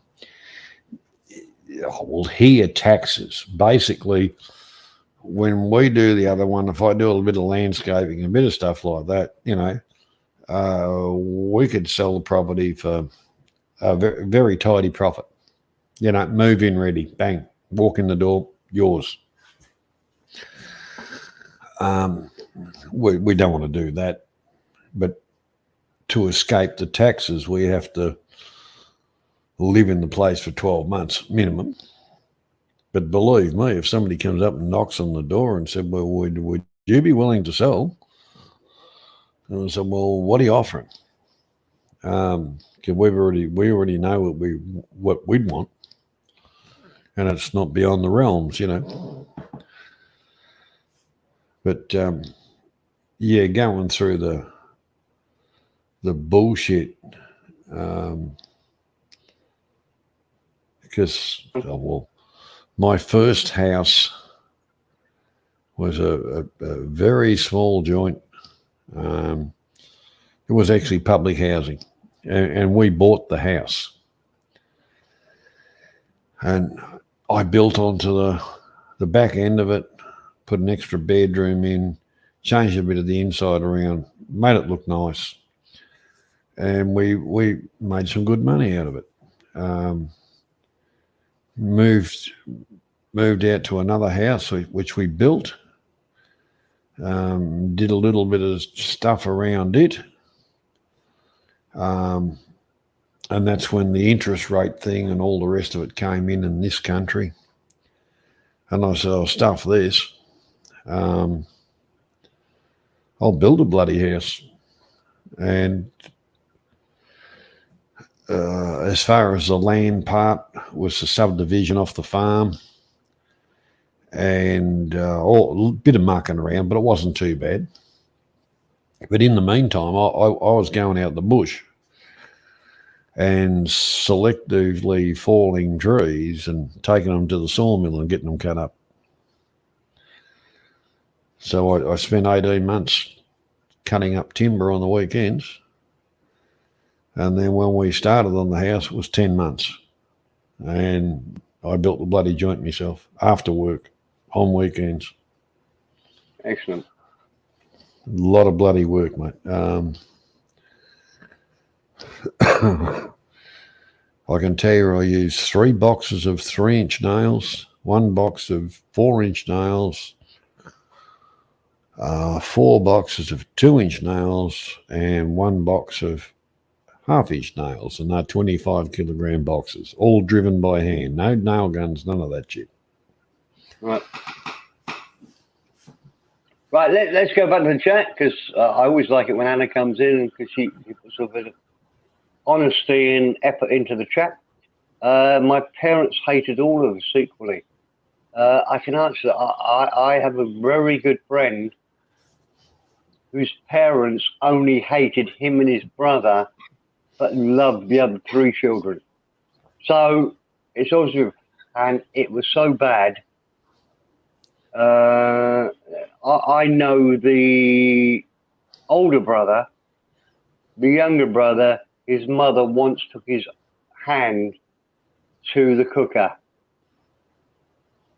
to burn his hand so that the guy I know could smell the burning flesh. So look, if Anna, always got to look on the positive side. They hated you equally. I have a really good buddy with 5 siblings. They only hated 2 of them. And when they died, they were dog breeders. They moved to America. Dog breeders. They made millions. When they died, the 2 brothers I know didn't get a penny. So look, you got to look on the positive side of it. They all hate it. Look, I'm obviously, I'm telling you 100% truth, and it must have been horrible for you. I would hate to. I mean, my parents weren't perfect, but they were pretty damn good, and none of us are perfect. So I'm very lucky. We raised a friend's son equally. She let him, I guess, take in the house and supervise drugs. He watched us for direction and never got addicted. Turned out fantastic. Oh, that's really good, Anna. Yeah, excellent. He learned fun is number one. Is the number one thing, but addiction is another. We all worked and had lives. He learned from this. Yeah, absolutely. Well, that's the thing. Children learn from what's happening around them. They all want rules. Children love having rules of the game. They're trying to work their way through life. Don't let children think that they are the boss. Give them rules. They'll be more than happy. And I even get it when children will tell me what the rules are when I break the rules. Rules are good for normal life. I'm not talking about for other stuff. But, fucking hell, Anna. I wish I hadn't said that, yeah. You got to come to Thailand. You'd love my mate, Jeff. Christ. Fucking hell. I think we need to stop this conversation now. I'm sorry. I really am sorry I brought it up. But it's only because you said they hated all of us. Yeah. Horrible. Yeah, well, and that's the problem, you see. Anna has been through hell. I know people who have been through absolute hell. And these kids are just spoilt where the mothers and fathers really love them, take care of them, do the best for them, and they still hate their parents. It's just ridiculous. I think everybody should read the stories. Every child should read the stories of how shitty parents can be and how lucky you should be with the parents you have. How lucky you should feel with the parents you have. I'll shut up. Sorry. No, you're right. You're right. We had rules for our children. We had education, sports, everything they needed. Good schools, direction, and really the good schools was, in honesty, the biggest mistakes. That's where they actually met up with the biggest scumbags. Yeah, absolutely. Yeah, I can understand that. It's so horrible.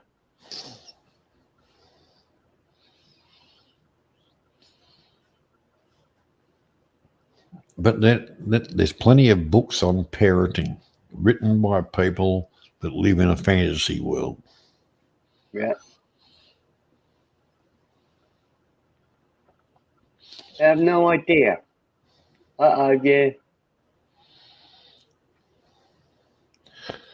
Well, you've heard me say this statement many a time.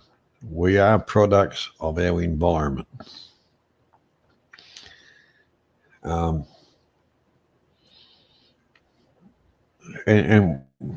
if you're, higher upper class or whatever,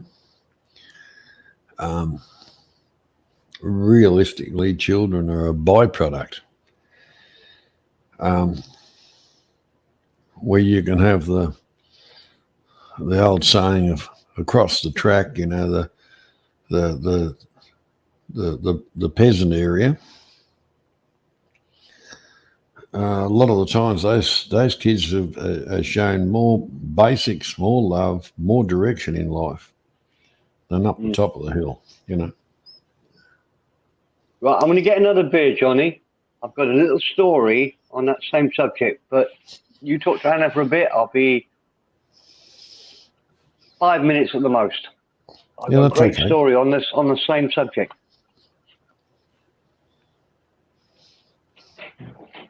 I knew kids that were, financially challenged. It didn't mean they were worse people. When I was going to school, and there was the other kids that, there was a bit of money behind them and some of their attitudes and whatever, where the environment I grew up was a farm, and, I'm not saying we were poor, but we certainly weren't rich. And I would forego some of the bullshit school excursions. And I'd ask my parents, my mother had asked why. And I'd say, well, I'm better off doing some work on the farm than, playing Alice in Wonderland for a week, wasting money.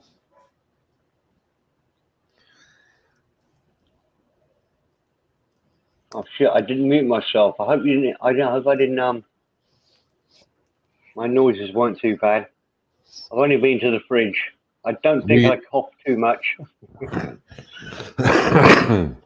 You didn't fart. That was the main thing. That's good. That's good. Thank you, Anna.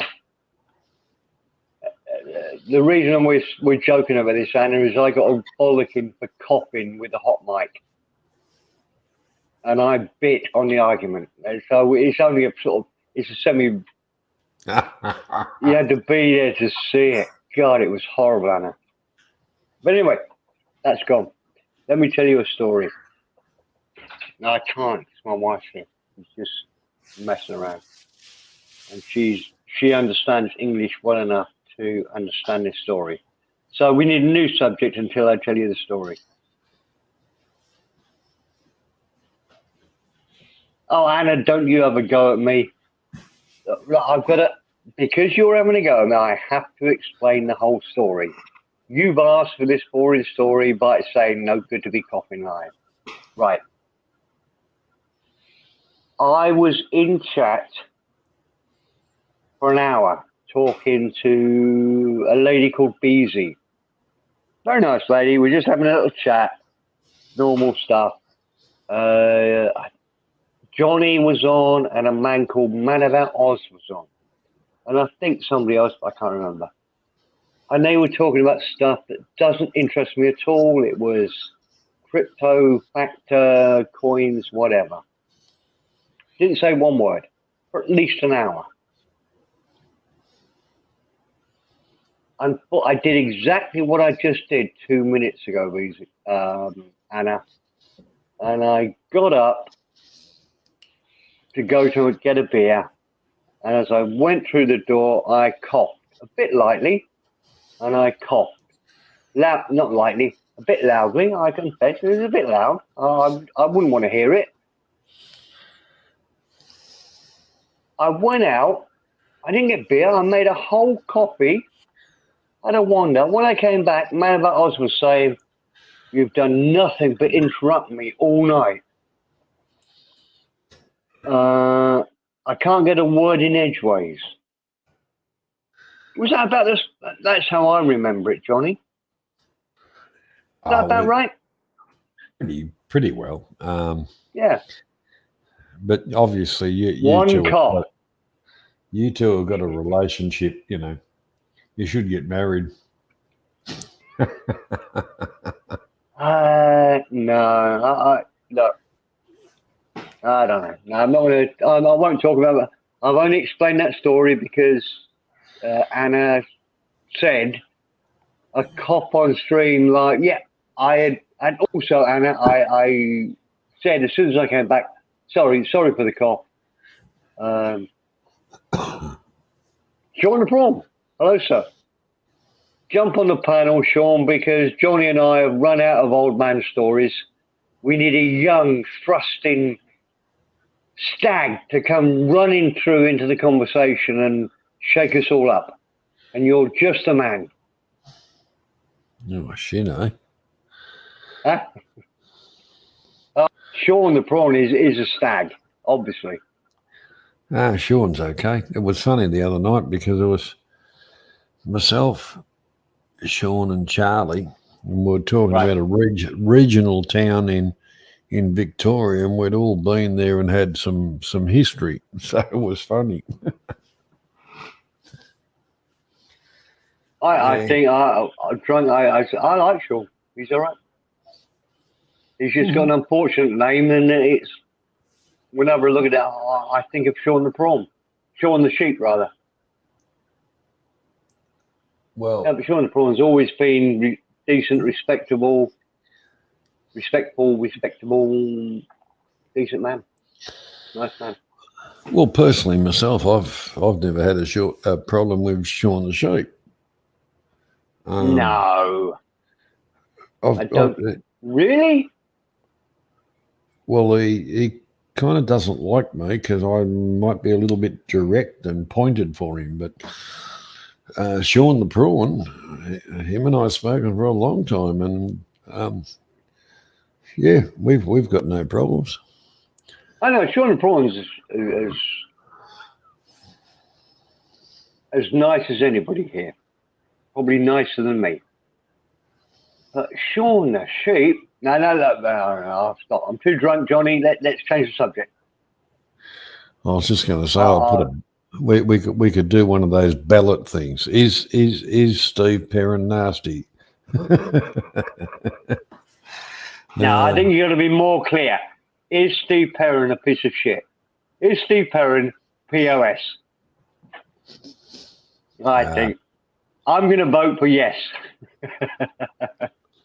Well, it could be an interesting poll, actually. Oh, look, I would quite like to hear the results. We've only got 10 watching, Johnny, so if I get...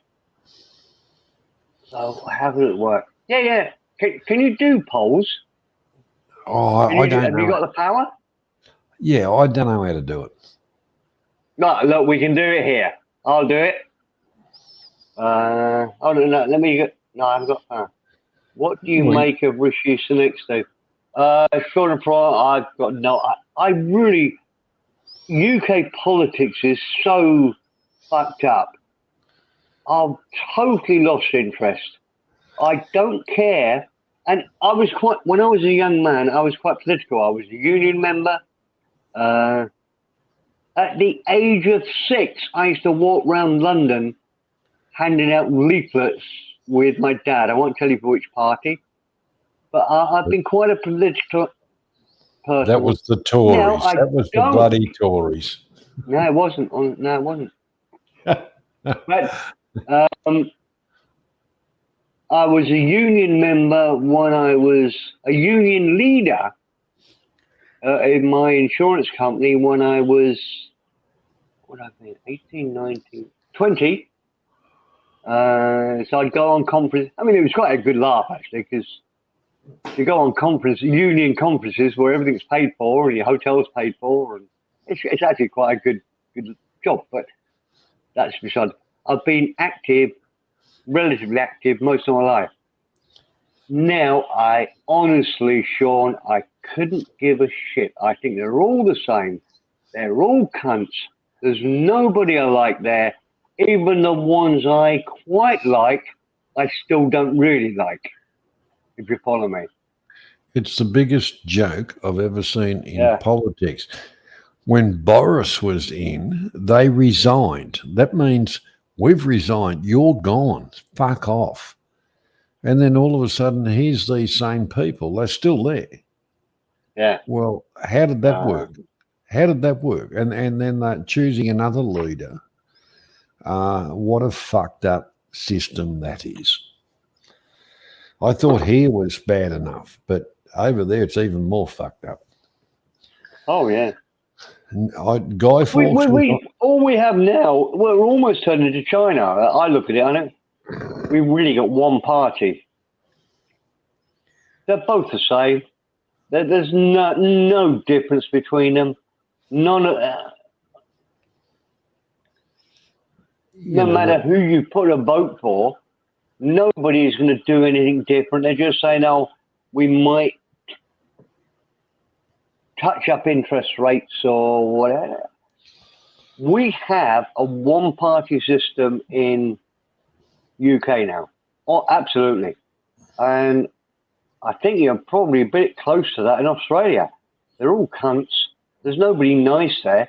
And they've got the same in America. I mean, America's a bit better, but they still protect the deep state. They still are. Right? Let's stop that. Christ, there aren't many conversations I can't get angry about. I think I have anger issues, Johnny. And where do I need to go? I get angry about everything. Well, the thing is, if you feel yourself getting angry, what you want to do is dip your head in a sink full of ice water. Okay. Right. And you know, and the thing is, if you're really, really angry, keep your head under longer. Right. Okay. Got you. Look, in honesty, world politics and the whole lot of it, I'm astonished. I am astonished.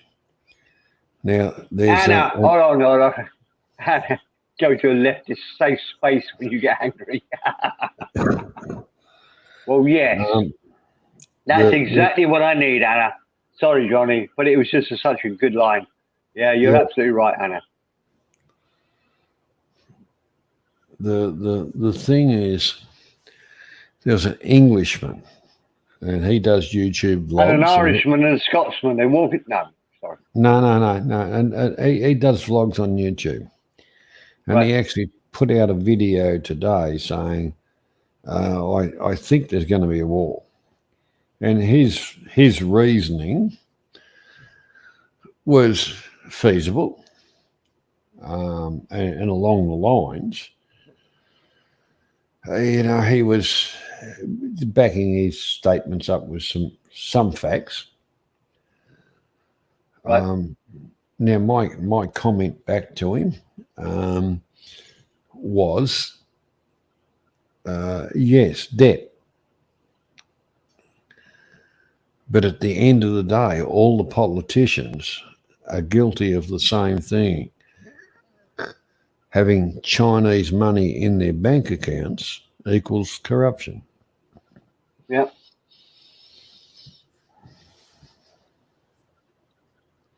I think my country is even worse for it. I think. Well, look. I'm saying my country. It's not your country anymore. There's no sort of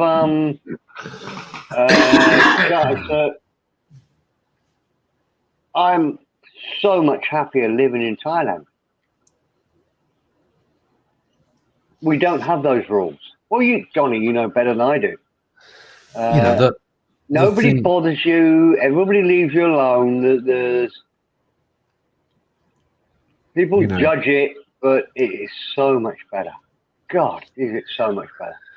The one thing I notice about Thailand. All right, I haven't got the right to vote. I haven't got the right to really express on some of it, but which does affect me directly. But at the end of the day, I've got the freedom to do a lot of things that I can't do, although there are restrictions which are stupid, which I don't disagree with. But you know, I go up to the grog shop in the village, and because I fill up the sidecar, that's a pretty good turnover for them. And they've said, well, we'll just ring up and tell us what you want and we'll deliver it. Well, that's a bonus. Yeah.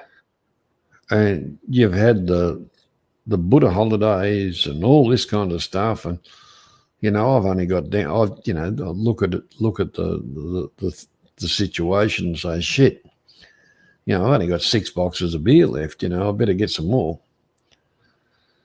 I've rang them up on a Buddha holiday, long weekend.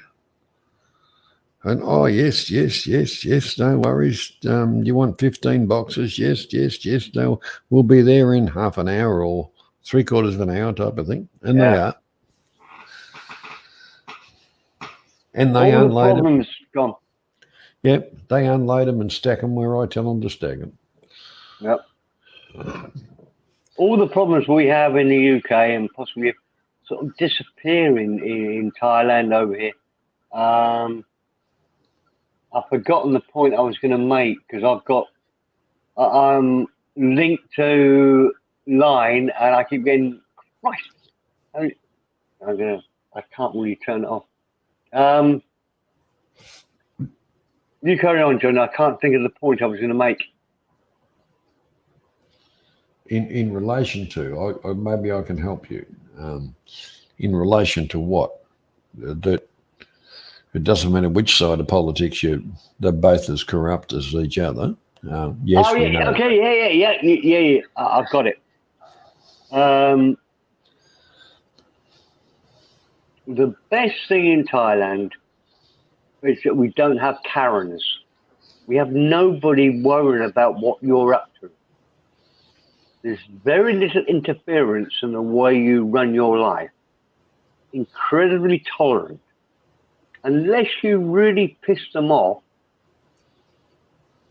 what you do is up to you. I do like that, but you get that, you know, if we look at it that, you know, you've got a place, you've built a place, and then the lot of land next door sells and they set up a sawmill. You've got no say to say, hang on, mate, this is a residential area. They own a lot of land. They do what they want. With no consideration to anybody else. Yeah. Oh yeah, I think maybe it doesn't work well for the infrastructure or the well-being of the community, but it works well for me. I don't like being gone. Yeah, I like the idea. Let me just read Sean's joke, because I do love jokes. An Englishman was driving a van-load of monkeys to the zoo when he broke down. Paddy, the Irishman, pulls up, and Englishman says, I'll give you 50 quid to take the monkeys to the zoo. Paddy says, okay.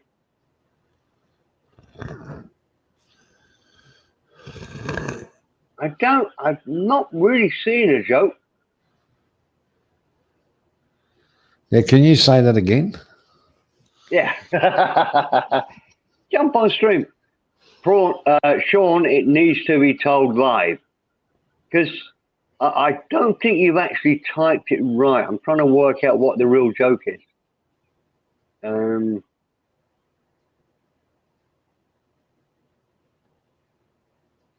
Okay, we got the punchline.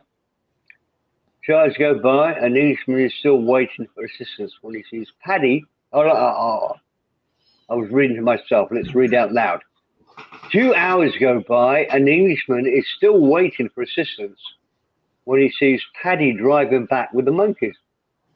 He flags Paddy over and says, I paid you 50 quid. Oh, this is not going to work. Well, actually, Sean the Prawn, I love you to bits, but you can't put a long joke into chat.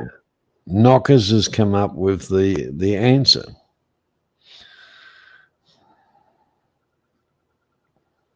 All right, okay, yeah. Paddy says, I took the zoo and we have some money left to go to Tim now. Oh, that is good. Yeah. Sean the Prawn, I think you did a death match with Knockers, who stole your punchline. The whole We'll part find about him. We'll track him down for you, Sean. We have ways and means. Obviously, it's still good though. Obviously, it's an old joke. I like old jokes though. They're good. Okay. Let me ask you a question, Johnny. Yes, go ahead. And this is because of Halloween's coming up now. Yeah. And it's quite a difficult question I'm going to ask you. So you have to answer quickly, yes or no, because it's about spiritualism and ghosts and that sort of thing. So, Johnny, have you seen the scary clown that hides from gay people? No. Oh, okay. I don't think clowns are scary. I think they're fucking idiots and ridiculous. Johnny, think about what I just said. Have you seen the scary clown that hides from gay people? I've seen him. Why haven't you seen him? Because I'm blind. It's a joke, for fuck's sake. It's a cracking joke. Well, maybe we need something decent to tell it. No, look.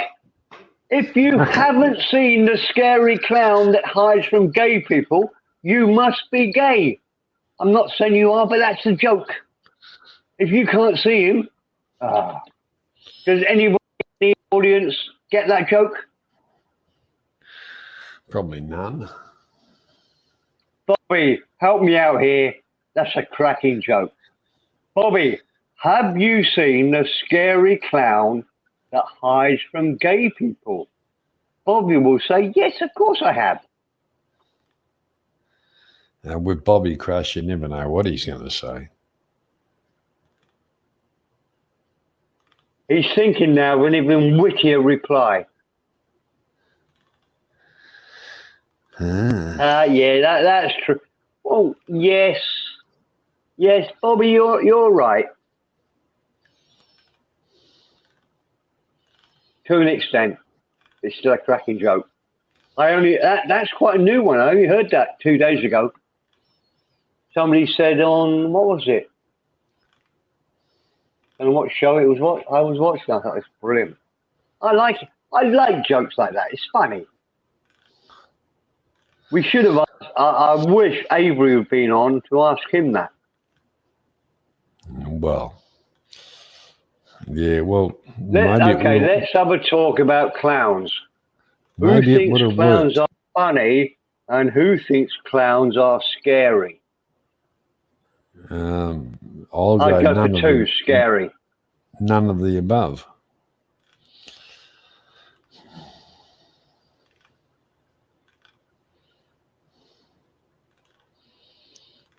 What?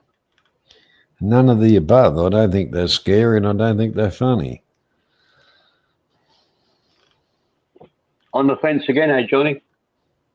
No, not on the fence. I'm just talking about from my life experience. I don't think they're funny, and I don't think they're scary.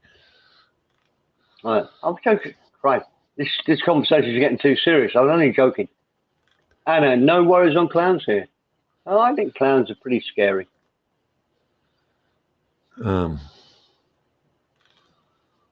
Yeah, well,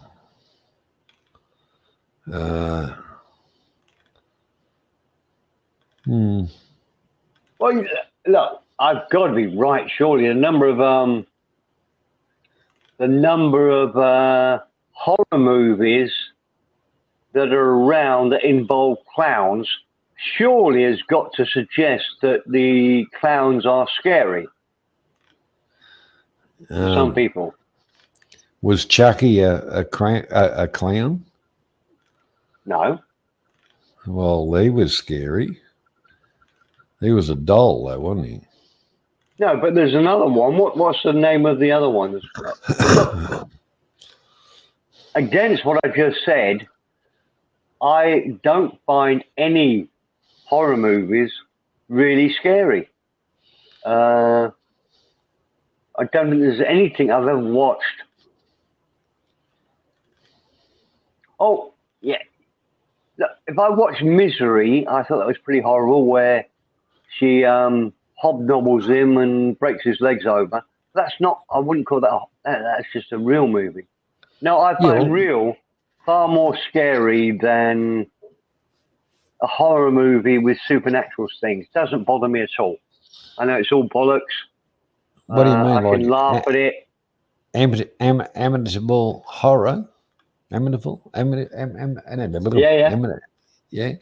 I thought that was crap. Yeah. I honestly haven't seen many, not because I'm scared of them. It's just they do nothing for me at all.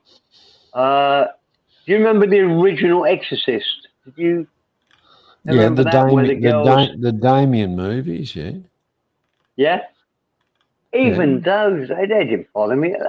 I mean, my wife was really upset because I don't know what it was like in Australia, but in England, you had people handing out God leaflets as you went into the cinema to watch the original Exorcist because it was considered such a scary movie. My wife was actually really upset about it. And I don't know, it took her a while to sort of stop worrying about it. I thought it was just funny. It was really clever. It was done. It was a good story. It just doesn't bother me. All right. Yeah. But I don't misunderstand me. I do have emotions. I only get scared about stuff that is in real, that I can believe in.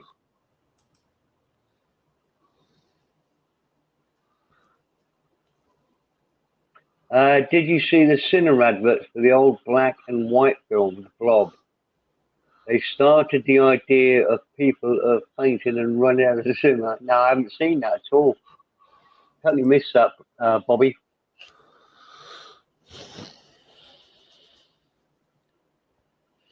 I've heard the name The Blob, but I've never seen anything about it. The what? The Blob? Yeah. I've heard the name, but I've never seen anything about it. I think I might have I've not seen the movie for sure. Yeah, Sean the Prawn. The Exorcist was a great movie. I liked it. I liked it when the girl, the head was spinning around. I thought that was a pisser. Yeah. Yeah, but I wasn't scared by it. I hard to explain it. It's pretty good. The Amityville horror and all that kind of. I thought that had more kind of jump in your face type of stuff than Exorcist. Say that again, Johnny. I was drinking. So start from the Sorry, sir. What do you do? Drink through your ears? If you couldn't hear me while I was talking and you were drinking. Look, I'm sorry. I'm distracted by something. Okay, I'm just saying, you know, as far as if you look at the Amityville horror, it probably had more jump in your face kind of, you know, scarier bits than Exodus ever did. Oh yeah, I'm sure. But have you watched these sequence of movies where, through a bit of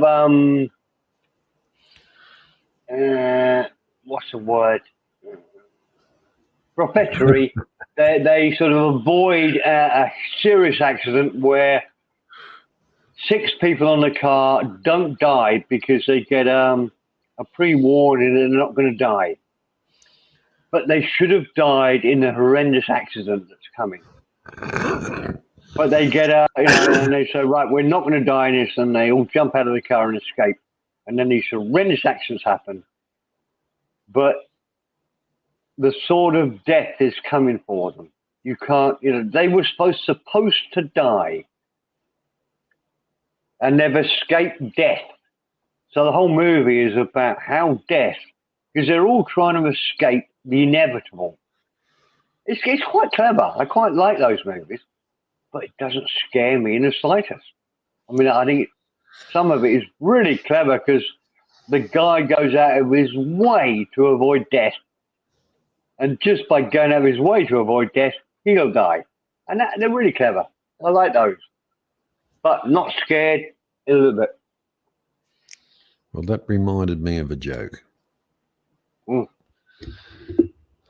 Okay, three men arrive at the pearly gates, and St. Peter walks down and checks them out, and they said, "Look, we've only got one rule here.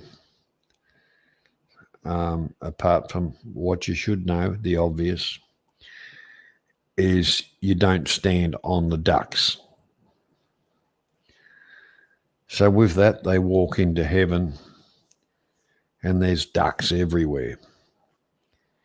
And one of the gentlemen, he stood on a duck, and then bang, St. Peter arrives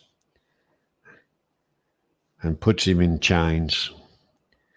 And there's this really, really ugly woman he gets chains to, and says, "That's your punishment for eternity." So the other two looked at each other and they said, "Well, geez, we've got to be very careful." So the second day, one of the other chaps accidentally steps on a duck. St. Peter once again arrives, puts him in chains. Bang, another really ugly woman he's chained to, and says, that's you for eternity. The third bloke's walking along by himself, and he's thinking, oh, well, I've got to be really careful, But that's okay. And then St. Peter arrives with a woman, young, sensual, sexy woman, and chains her to him and says to the woman, that's your sentence for eternity.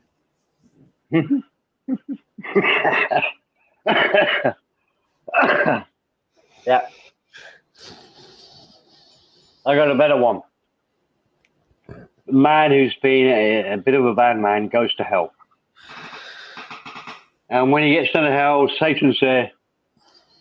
And he says, right, you got three rooms, gigantic rooms you can choose. Door number 1, look into the door and think about what's happening. And he looks in the door, and these thousands of souls, people, are waist deep in shit. Oh, fuck. I spend eternity waist deep in shit. All right. Show me room 2. Do you know this joke already, Johnny? Johnny? No. Oh, he's gone. He's so bored. He's gone. Right. Room 2. Room 2. I'm starting to fall asleep, mate. So that No. I'm good at that. I probably should get a channel. Steve's AMSR program. I just sit here and talk bollocks. I think there's money to be made there. Right. So you got room 1, waist deep in shit for eternity, with thousands of souls. Room 2 looks in. Fucking hell. Neck deep in shit for thousands of years. Okay? Okay. So, do you want to look at room 3? So, yeah, I'll look at room 3. Room 3, thousands of souls walking around just below knee deep in shit. And the sinner says, I'm going to go for room 3. Perfect. So says to Satan, yeah, I'll go for room 3. That'll suit me. Knee-high shit, I can live with that. No problem. He goes into the room of doom. Stands there for a few minutes, and the leading guy says, "Okay, guys, coffee break over. Back on your heads."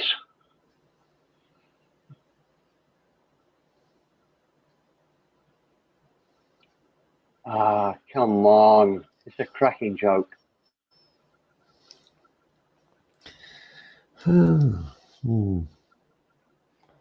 Like Bobby Crush said. Is it the way I'm telling them, Bobby? Look, you should. Look, I'll give you the material. You tell them. My daughter was doing a project on a famous astronomer, and she asked me what I know about Galileo. I said, he's just a poor boy from a poor family. Great joke. That's a cracking joke. Yeah.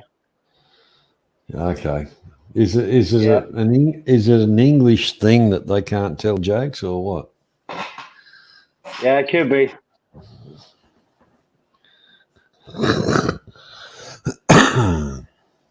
Well, Bobby, come on. You need to come on and do it. You can't criticize from the chair in the audience. You have good material. Somebody has killed Brad Pitt. I don't know what happened to him. Because I think I would blame you. If it came to a court trial, I'd put my blame on you, Bobby.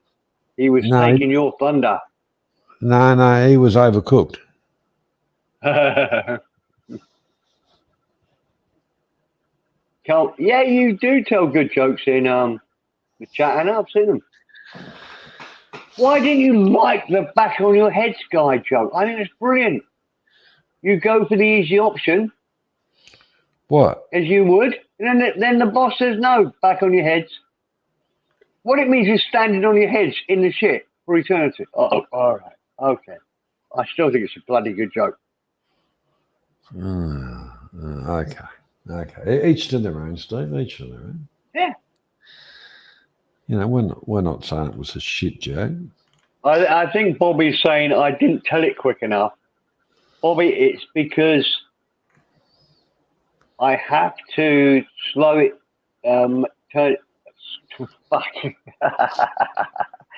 I have to tell it slowly so the Australians understand. That's all. Gonna be like that, is it? Bobby Crush. Brad Pitt doesn't write his own material alone. I think he does. I don't know, Bobby. Anyway, it's clear you've murdered him. He hasn't been around for a long time on any channel I look at. So, yeah, that's Well, true. maybe somebody rolled him. I'll tell you the first joke I ever heard, Bobby, and it relates to what you're saying there. First joke I ever heard, my father told me when I was maybe 6 or 7. It's about a guy who goes to prison. It's a really, well, obviously, it's a 60-year-old joke, and my dad told it, so it's probably an 80-year-old joke. A guy gets done for fraud, goes to prison, and he's really scared in prison, as you would be. And hold on, we'll wait because there's lots of chat coming through. Let's do the chat first because chat is king, and I'll come back to the joke when there's a bit of a lull in the chat. Anna says, "Do you know the difference between a white fairy tale and a black fairy tale? White tale starts once upon a time. Black fairy tale starts, you motherfucker, you won't believe this shit." Yeah, it's a corker. You motherfucker, you won't believe it. I can't do a black accent, I'm sorry, Anna. But yeah, it's a cracking job. All right, Steve. There's Come a on monkey. in, Anna. Go on. All right. There's a monkey sitting in a tree, smoking a joint, and a lizard walks past.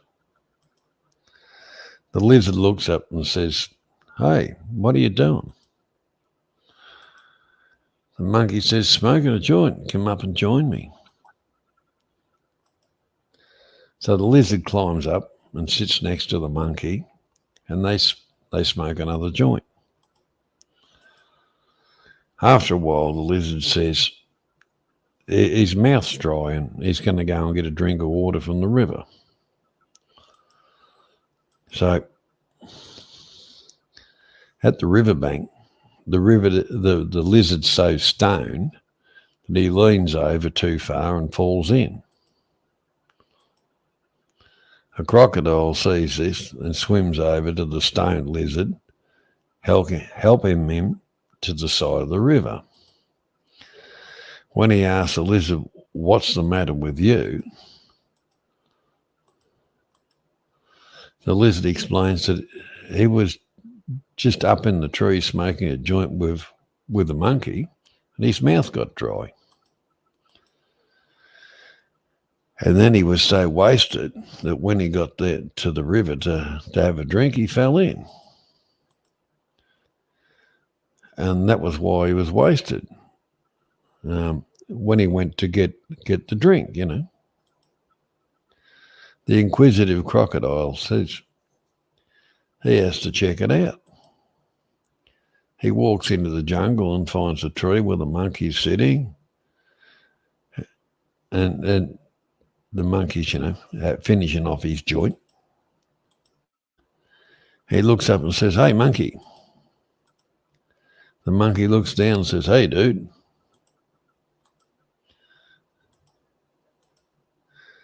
How much water did you drink?"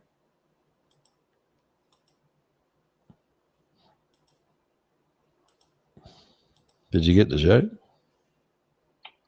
No. We're going from a lizard to a crocodile. And the only reason I didn't get the joke was because it's too long. And I have the memory of a goldfish. I could have said it quicker. Yeah. When I look, open up to the panel. Bobby and Anna Anna got it. There you go.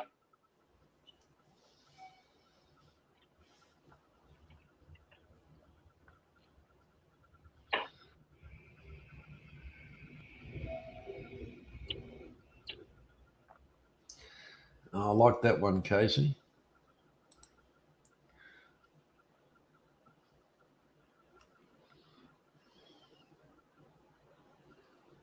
Okay, I got one. Same thing. Up a tree. I'll make it quicker. There's a guy hunting bear. The bear's up a tree. He's got a vicious attack dog and a shotgun. And a guy walks by and he says, "What are you doing?" He says, "See that bear up in the tree there? I'm going to..." Well, you heard it, yeah? No, I'm laughing at Anna's answer. I'm reading the chat. All right. All right. There's a guy walks by and says to the hunter, "What are you doing?" He says, "Well, you see that bear up in the tree? I'm gonna kill it." "How are you gonna do that?" He says. "Well," he says, "I'm gonna climb up the tree. I'm gonna shake the branch. I'm gonna shake the branch that the bear's on. The bear will fall out of the tree and fall onto the ground. Okay. Then my vicious attack dog is trained to bite the balls of anything that falls out of the tree." Oh, I'm messing this joke up, I am. Bobby, help me here, Scott. Right, I'll carry on anyway. I'll fuck it up. I Okay. think you already have. Yeah, I have, haven't I? So, okay, continue on. Okay, Bobby, you know that I guarantee you know the punchline. Okay, I understand it.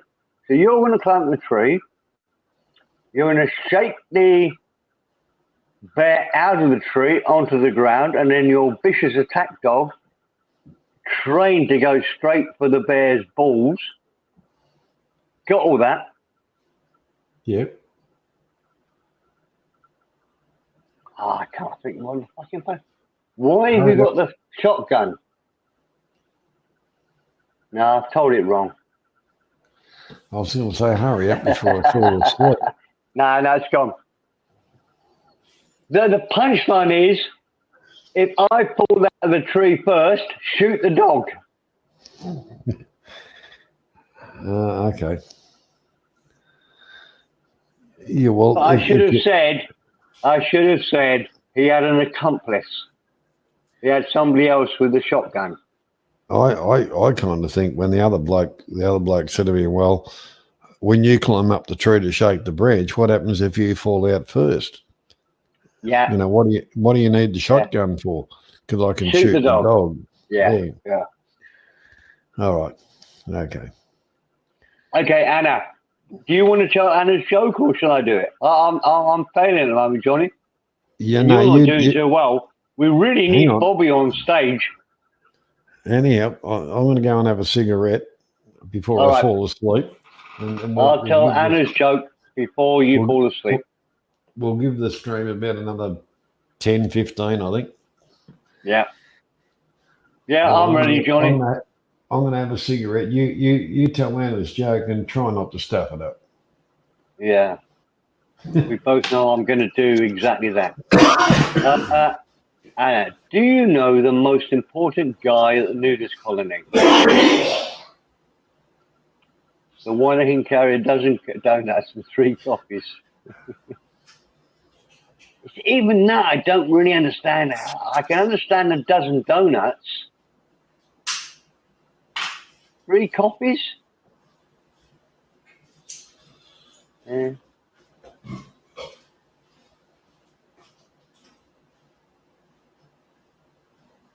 Have you ever seen any of these videos of nudist camps, Anna? They look the saddest places on earth. Why anybody would ever go? I mean, there are some Russian ones that are just child horrible stuff. But most that we see in our parts of the world, just ridiculous. You'd have to pay me a lot of money to go there. I don't get it at all. Really don't get it. No.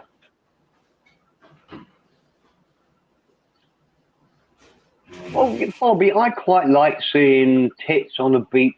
I don't know if it still happens, but in the 70s, 80s, you used to go to beaches and you'd see topless girls. But I don't think that's not the same at all. Not the same as a nudist beach. Topless was all the thing when everybody thought the sun was great. Now the sun isn't great, but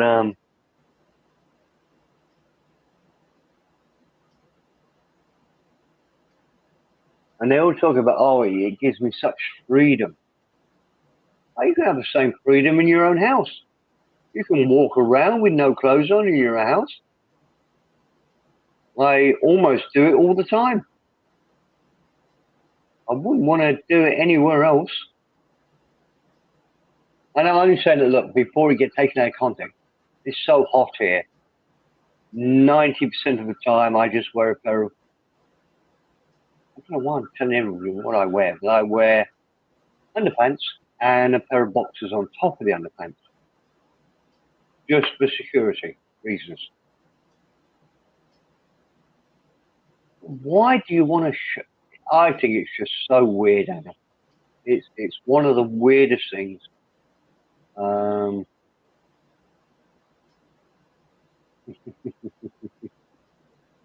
Yeah.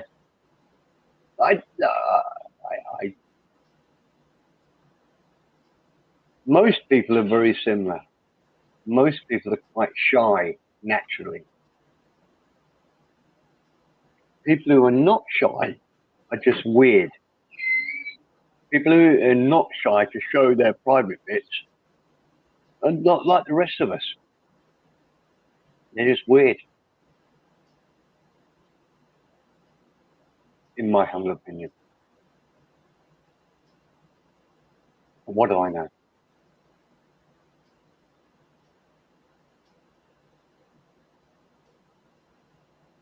What's that? Anna, you're going to love this. I'm guessing, Anna, you believe in astronomy. Astronomy.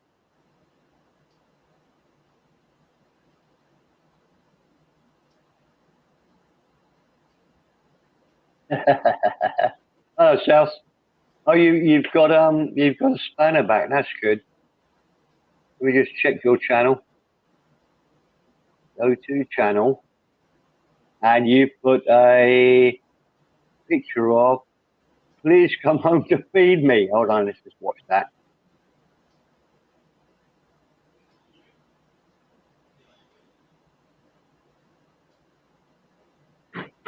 Wow. You've got a very well organized fridge there, South. Mine is far messier than that. I've got tomatoes and I've got more eggs than you have, though. It's good, though. Excellent. And now we know it's you. Yeah, I've got more eggs than you. I've got hundreds of eggs. Okay. Well, it's nice to see you have the Spanish. Because I genuinely was worried because when we met up on AM/FM earlier, and I checked out to make sure it was you, and all your comments gone. God, what an idiot! Because I was all but saying to say, look, Mike doesn't care anyway. I don't think he doesn't know what's going on because he's been awake for the last 20 odd days. But yeah, I checked your channel. There's nothing on there. I thought, where's it all gone? Thank you, sir. I appreciate it.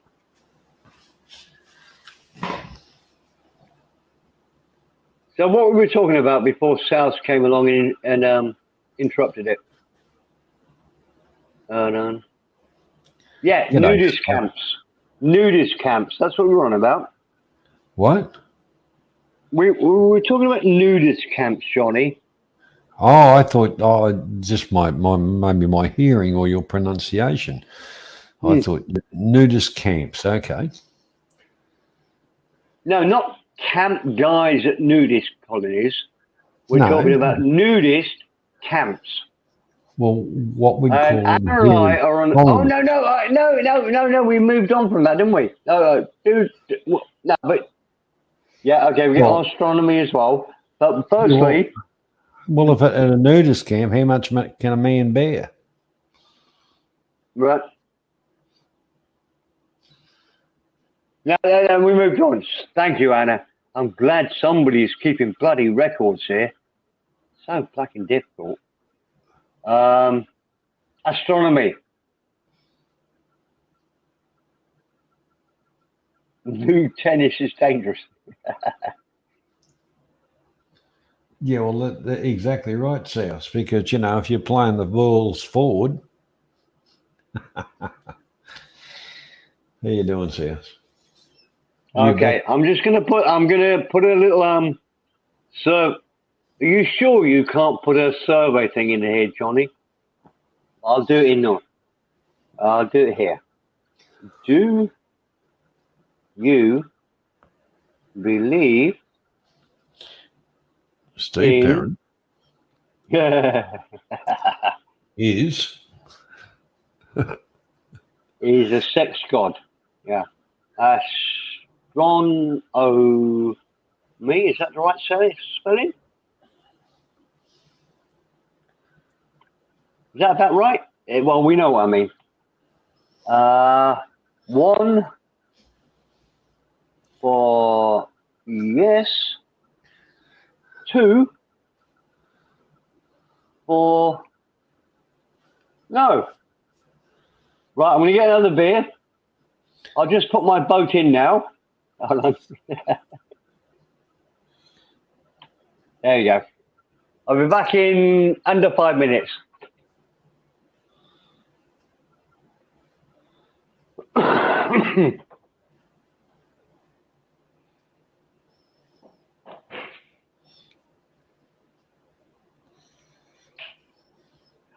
hang on. 2 for yes.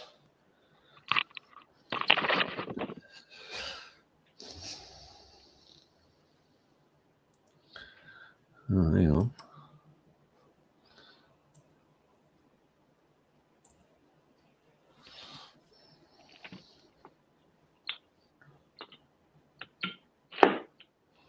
You're not the only ones, yes. I'm about ready to fall asleep and leave it all up to Steve.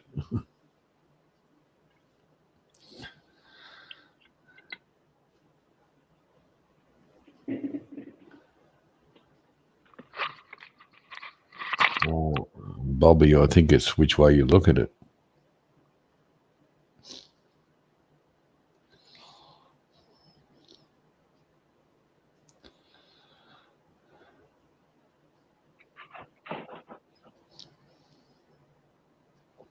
If you can still hear me, I got the totally wrong word, didn't I? I do apologize. What a fucking idiot I am. Yes, Bobby, I'm an idiot. Can you hear me? Am I live or? Yes, you are. All right. I apologize. I apologize to everyone in the chat. We all know I'm an idiot. We all believe in astronomy. Well, hang on. We'll do a count up. 1, 2, 3 do, and 3 don't. Now, everybody believes in astronomy because that's the study of the stars and the universe and stuff. I got the wrong word because I'm a drunken idiot. What do you think of gastronomy? What? Gastronomy. I thought it was food-wise, isn't it? Yeah, it is actually. Let me do the same. Hold on. Wait a minute. Wait. We can reverse this. Oh, Copy. is that like a sex change operation? Remove that question. Then go down to here. We've got to do it all again. Yeah, of course. Yeah. It's scientific research. Oh, okay. What do you call a lack of sleep? Astrology. Sorry, Anna. Fortunately, you know I'm an idiot, so you won't judge me too harshly. There we go. Do you believe in astrology? 1 for yes, 2 for no. There we go. That's the real vote. Forget what just happened. Ah.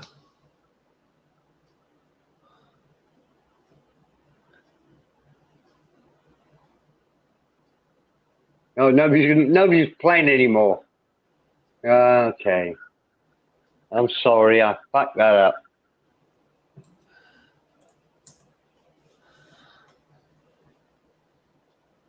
Yeah. Mr. Sal's absolutely right. Look, I've got the title across my. I didn't look in for this sort of one. Well, I went for 3 because 2 plus 1 is 3. Yeah. And I watched Star Trek trilogy, so what the hell? I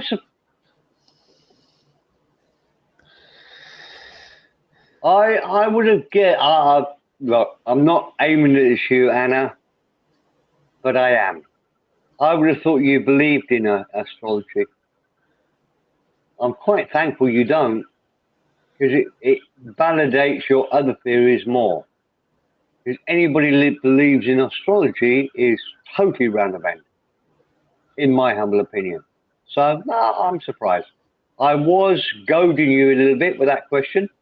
I thought you'd say, yes, I was born on the 26th of October in 1966. I'm going to shut up. Well, hang on. We'll look up your date. Bend over.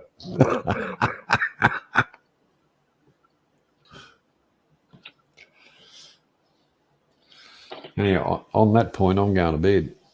So I'm going to tell everybody good night. Yeah. Banana King still hasn't turned up, so I still can't do anything here, Johnny. That's all right. Just turn the mate. lights off. No, you're right. You just turn the lights off when you go to bed. Yeah, but I can't let anybody on, can I? No. We're going to have to get that fixed up this week. All right. Yeah, but if I can't let people on, no, we'll call it a night. No worries. Anna, Mr. Souths, Bobby, and that's about all, isn't it? I think Anna, Bobby, Mr. Souths. Well, there's seven people, so there's 7 souls that you can save. So, everybody in the panel, everybody lurking, it's been great.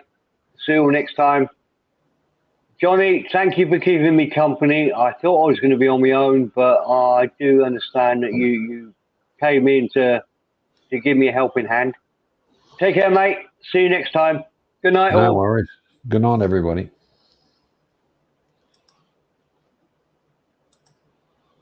Oh, hang on.